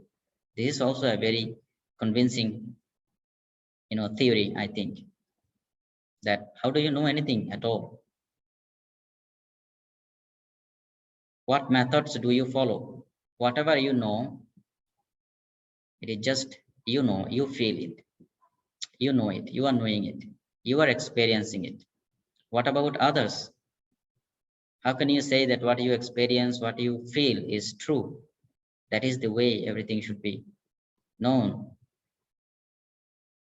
How do you say it? Different people experience different things in different stages in life. So any question you ask him, you'd say that I did not say so. Okay. Yeah. If I thought that it was so, I would declare to you it is so. But do I not say is this it is this way, nor it is that way, nor it is otherwise. I do not say it is not so, nor do I say it is not so.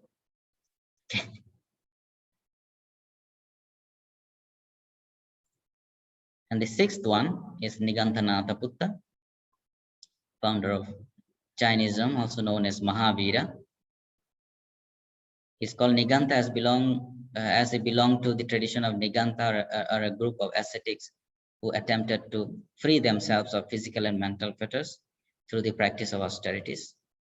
Jainism has a long history before Mahavira. He is the 24th teacher in the lineage. Their belief is that everything in the universe has a soul, and this should not be harmed. So farming should be farming. Farming is not encouraged, but trades and business are encouraged. Extreme Jain ascetics are naked. Yeah, even nowadays you have this tradition existing in India. So his answer was that a knotless one, or a Niganta, is restrained with a fourfold restraint. How so? Here in Great King, a Niganta is restrained with regard to all water. He is endowed with the avoidance of all evil. He is cleansed by the avoidance of all evil. He is suffused with the avoidance of all evil. Great King.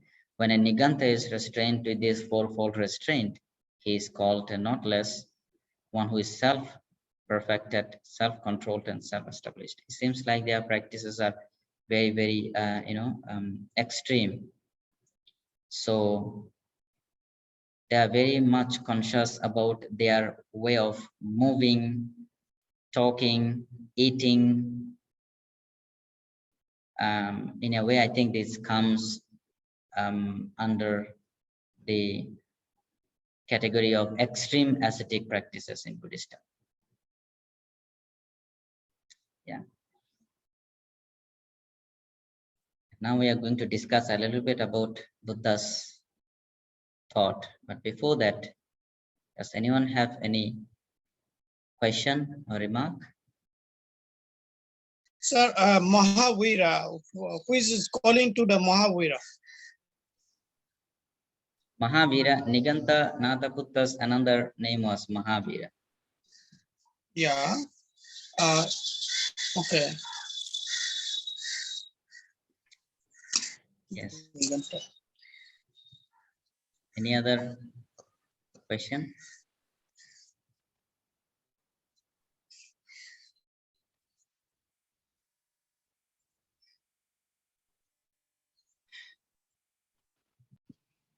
Bhante, I have another question about Mahakassapa.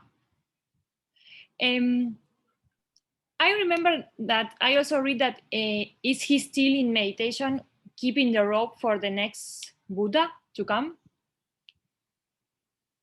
Yeah, there is a story like that.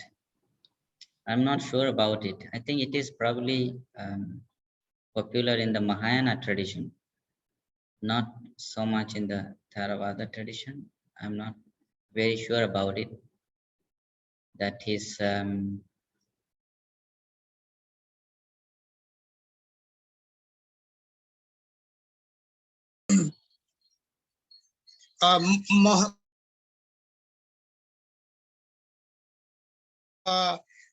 they mention. Yeah, there is a belief and story of Mahakassapa like that. Thank you. Any other question or remark? Yeah, hello. Yeah. Yeah, the Mahayana tradition, what's calling to the Mahakassapa, they mentioned to the they follow of Buddha. Sorry? Mahayana, their Mahayana tradition, the Sarvputra, they how can say they knowing to the Buddha of the Sarvputra, the Mahayana traditions. I'm not sure what you want to say, but in the Mahayana, yes, in the Mahayana tradition, especially when you talk about, I think, Zen tradition or Chan practice, it is connected to Mahakassapa. I think Mahakassapa is regarded as their first, Chan master, probably. That Mahayana tradition is related to Chan practices, I think. Okay, because at the time when the first Buddhist council, every Dhamma related to the first Buddhist council, that time Theravada Buddhism also, Mahayana also same the platform, they are Dhamma related. But second council is divided to the Mahayana and the Theravada.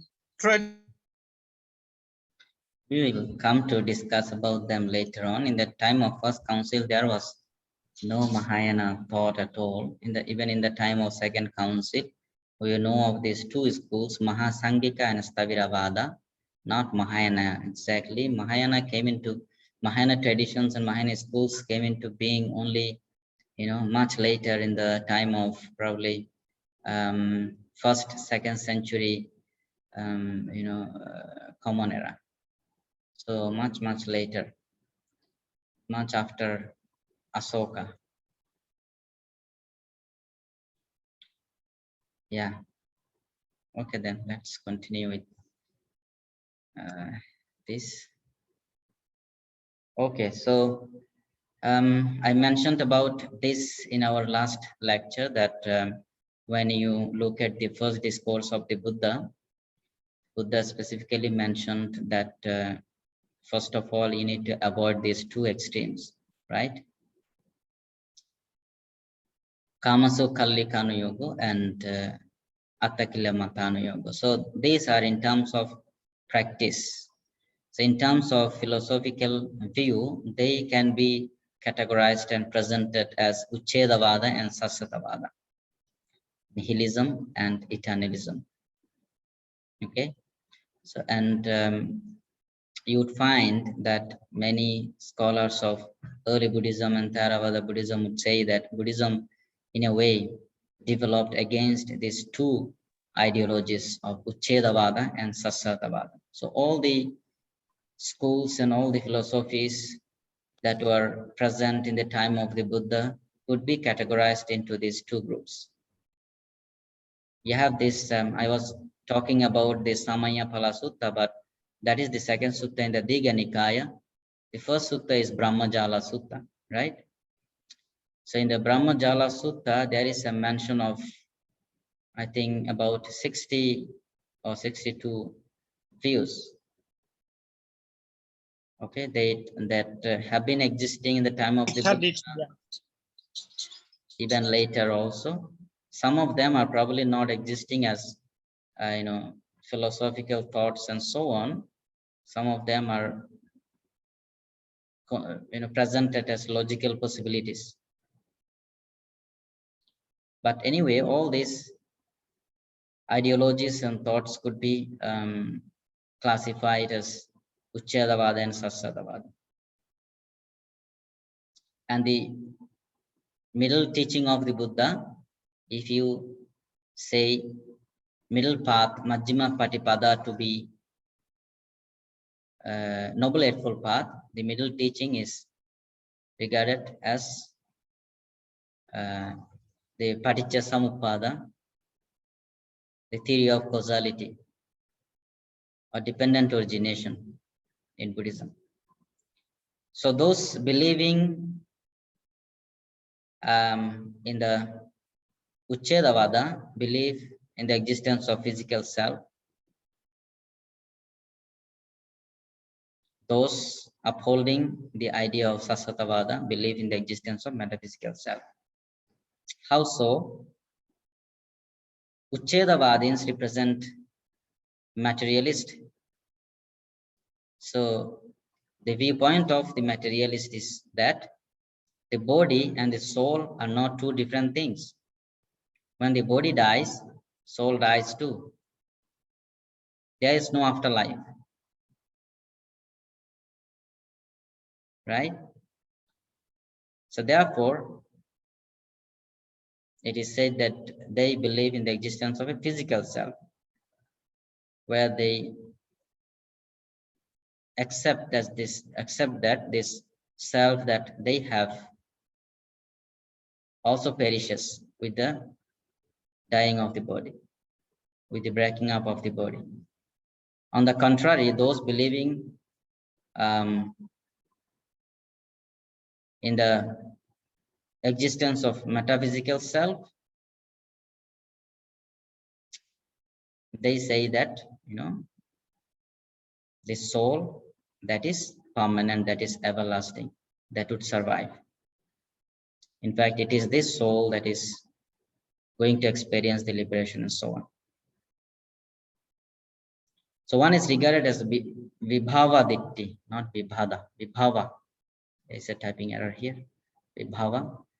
The other is Bhava Dikti. Bhava Dikti means believing in the existence of continuity. Vibhava Dikti means believing in the non-existence of soul.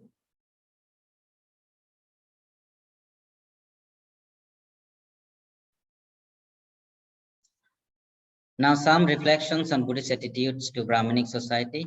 I will say more on this or similar topics later on, probably in our next lecture, when we talk about the life of the Buddha and his essential teaching. Okay. Now, we have been talking about the Vedic text, four classes of people in the Brahminic society, Upanishadic thinkers and their philosophy, right? So as far as I remember, I have sent you these suttas to read, because in these suttas you would find Buddha's respond to this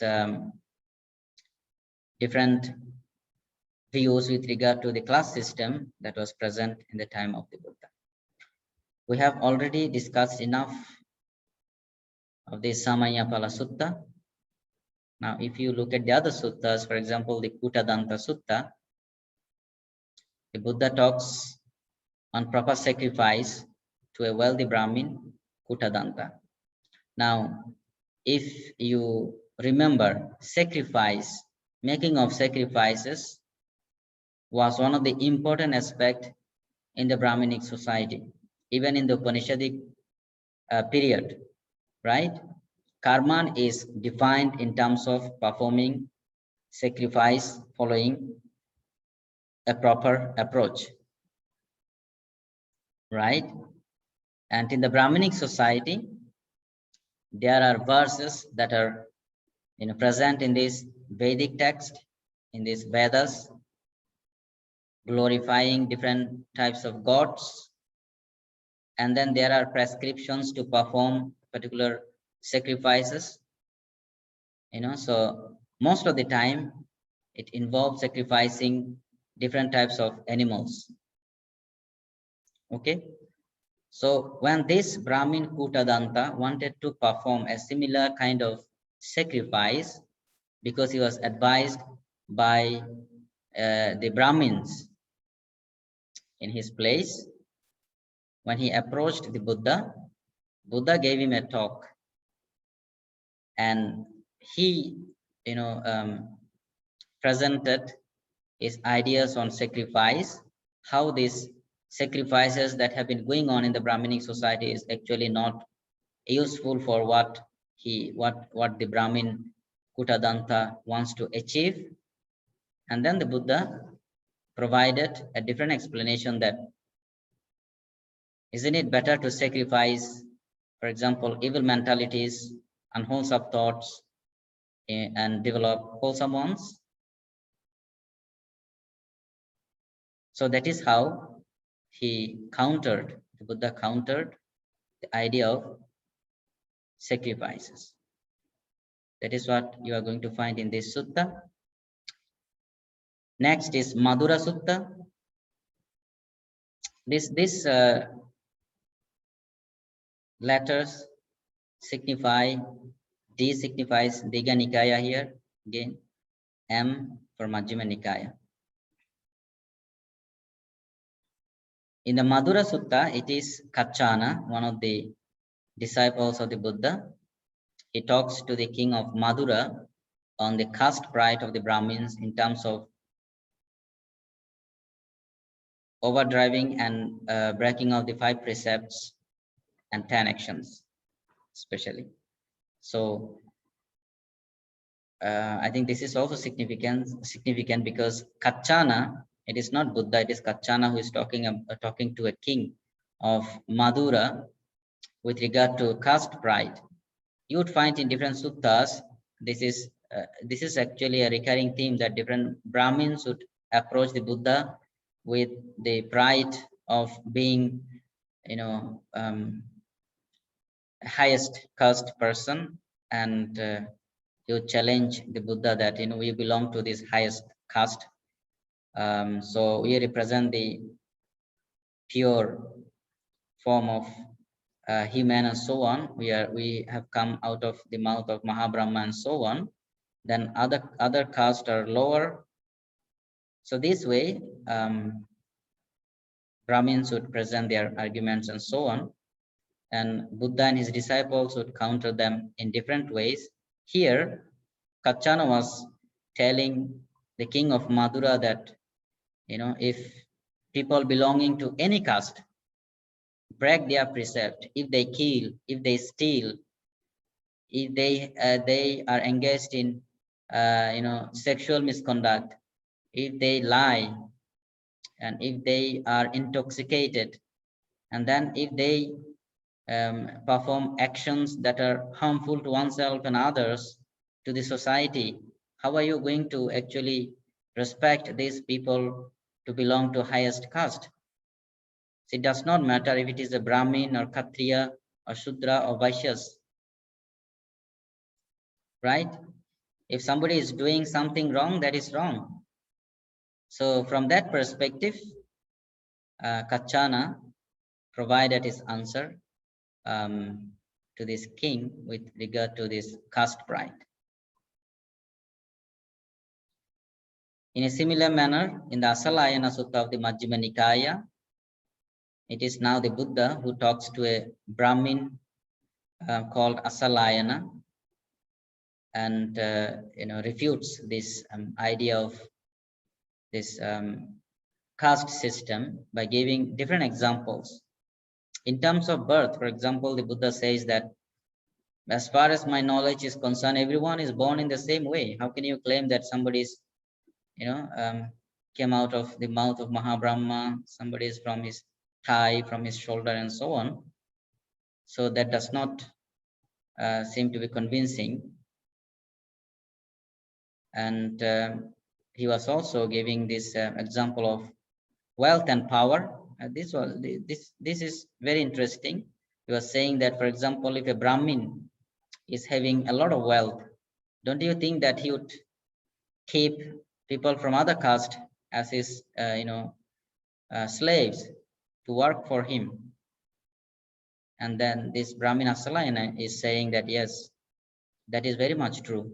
And then the Buddha says that what if a Khattiya is very, very rich? Don't you think that he can even keep a Brahmin to be his slave? Then finally the Buddha is saying that what about a Shudra, if he is very, very rich and powerful? Don't you think that he is able to keep a Brahmin or Kshatriya or Vaishya as a slave? They would work for him. So those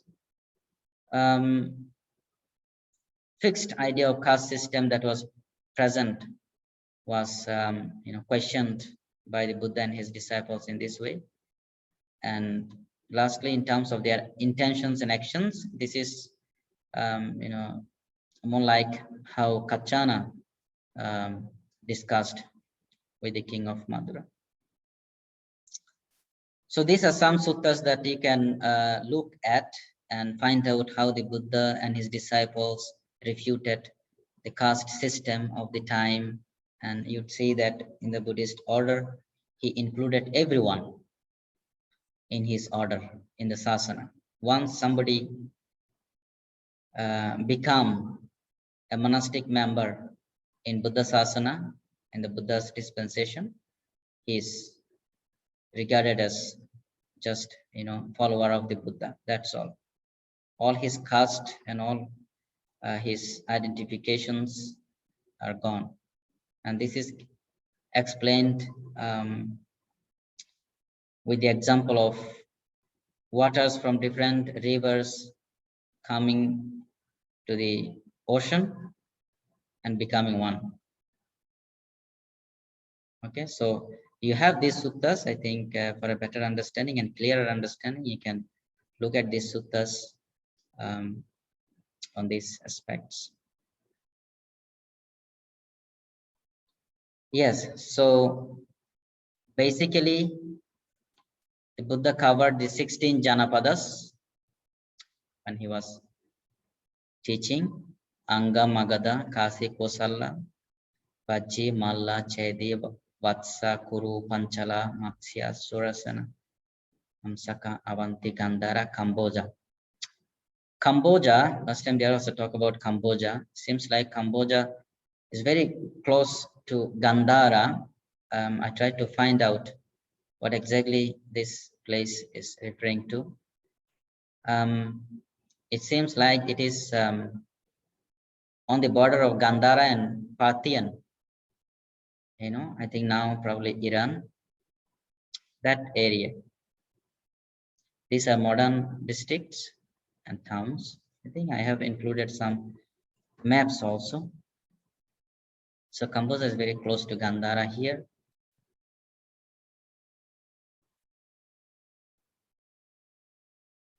So I think this is Tajikistan, like this, Tajikistan.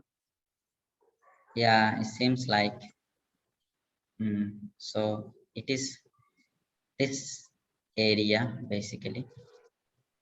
So Afghanistan, it is actually part of Afghanistan also and part of Iran. Probably Kazakhstan. Yeah. Tajikistan, maybe Tajikistan, because that time Iran is actually that not Janapada of Buddhism king of rules at that maybe. So I think Tajikistan area like this. It could be, but this is this part of the world. Yeah. This is quite far away. Yeah. And so now look at this here. 4 of them later turned to great kingdoms: Avanti, Vatsa, Kosala, and Magadha. So 16 Janapadas later on became 4, because these 4 kingdoms, they conquered the other neighboring kingdoms. But there was one Vajji kingdom that remained unique because of its different, completely different policy. And these are the 7 rules that are said to be followed by this Vajin Republican. So it's called Republican state. Of the 16 countries, Vajji was a Republican state. They had no monarchs. The affairs of states were settled by a council of elders. They were upholders of 7 unbroken rules. They are called Aparihaniya Dhamma. So these are the 7 rules: holding frequent public assemblies, meeting together in concord and carrying out their duties in concord, enacting or performing nothing that was not established, and abrogating or doing away nothing that has been established, and perform the duties according to the established rule. They honor, revere, and support the elders, listen to their words. They respect the women folk. They honor, revere, and support the temples and shrines. They honor, revere, protect ascetics such as arahants and so on. Following this rule, later on, we find that the Buddha has given similar set of 7 rules to the monks as well. Yeah, so this is all for today. I hope that you have had a overview of this Brahminic and Samana system basically, and the 6 samanas, and how all these thoughts come into the category of Sasvatavada and Uchedavada. I probably will be talking more on that later on when talking about the essential teaching of the Buddha in one of the lectures, most probably in the following lecture.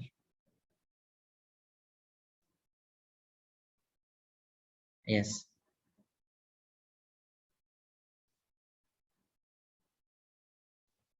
So, teacher?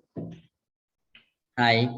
Can you wait for a moment? We have a question from the student here in the class.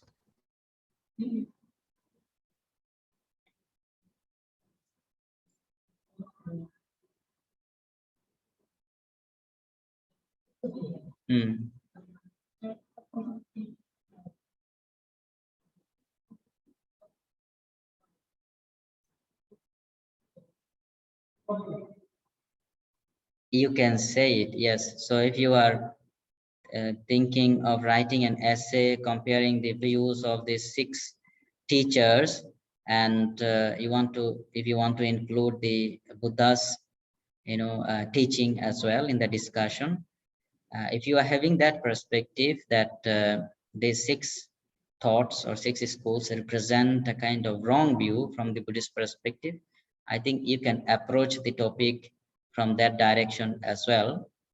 But as I mentioned, probably you can also look at certain teachings of these teachers, and somehow some of these teachings are in a way you can find in Buddha's teaching as well, but not in a similar manner. For example, I said that in Buddhism we have the discussion of Patavi, Apo, Tejo, Vayu, right? But in one of the teacher's teaching, he just focused on that. He does not discuss the Nama aspect, right?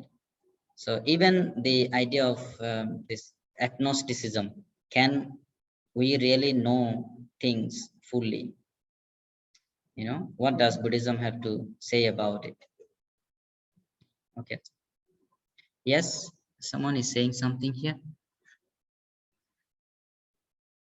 Yeah, I wanted to ask regarding the recommended readings. So there is, we already mentioned about the history, Buddhist history by Mr. Barwa. I think history of pre-Buddhist thought, or something like that is called. And there's the other one by Radhakrishnan.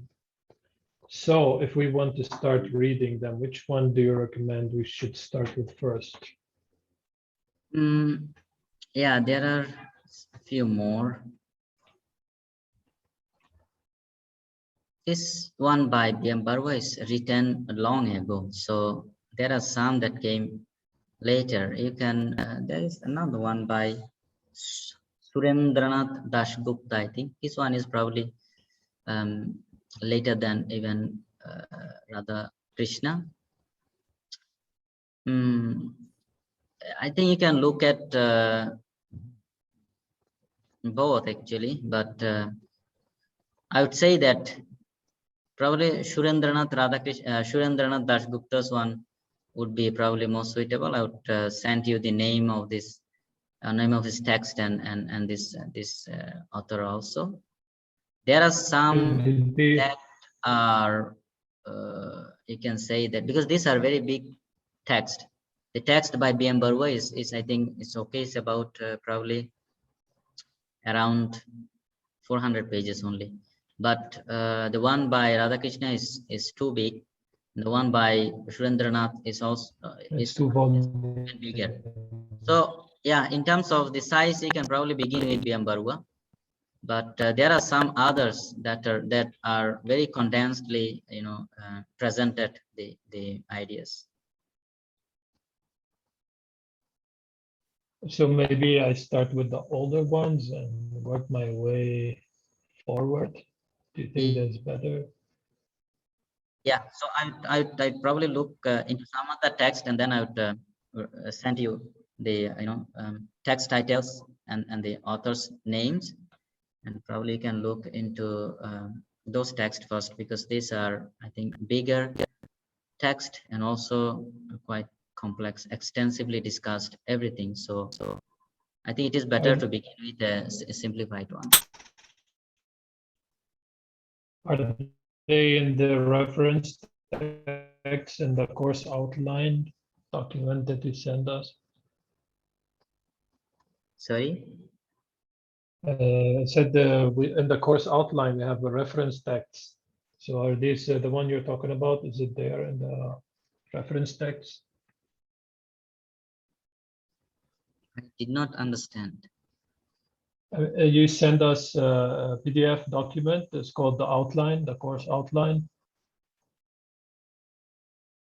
You are talking about a particular text? Yeah, the outline that you sent to us. There's a list of recommended readings. You are talking about all these books. I'm not sure if I have all these books PDF forms. You can try to find some. I will try to send whatever I have. I sent you just one of the text, right?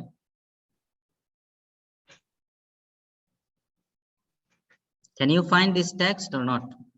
Did you try to?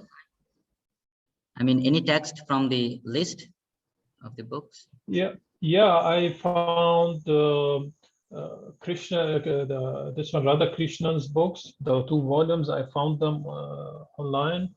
I already downloaded them. I can share in the chat section right now.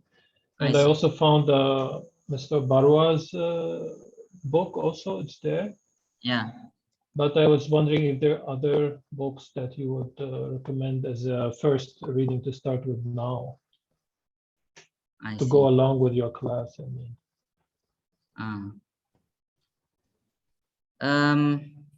Yeah. Because I have a lot of gaps in the knowledge about the history of Buddhism, and I'm interested to fill those gaps. There is one, two texts by Hiriyanna, M. Hiriyanna. One is called Outlines of Indian Philosophy. The other is called The Essentials of Indian Philosophy. Probably you can, start with this text. These are relatively shorter. So I'm assuming that you can even get PDF copies of this text. Yeah.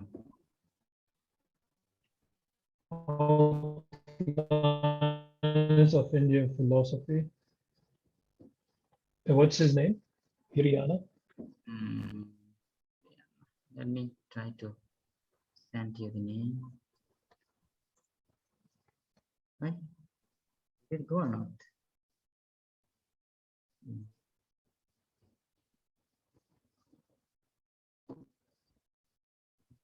Hiriyanna. Yeah.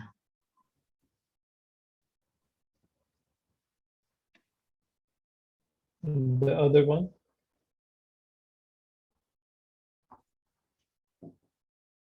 Essentials of Indian philosophy.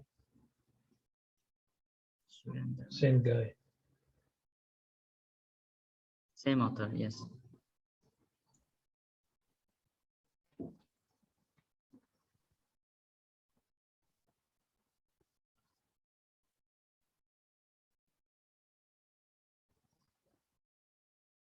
So I guess these two books will be very similar, no? It's on the same topic. So maybe just choose one of them. And for the book by Surendranath Dasgupta, you can find the names here.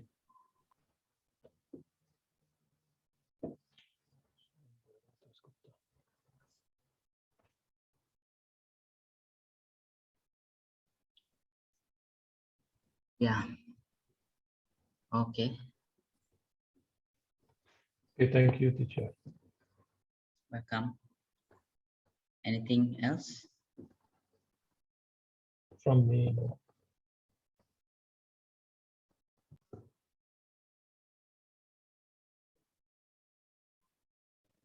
Any other question or remark? From No, sir. No. Thank you.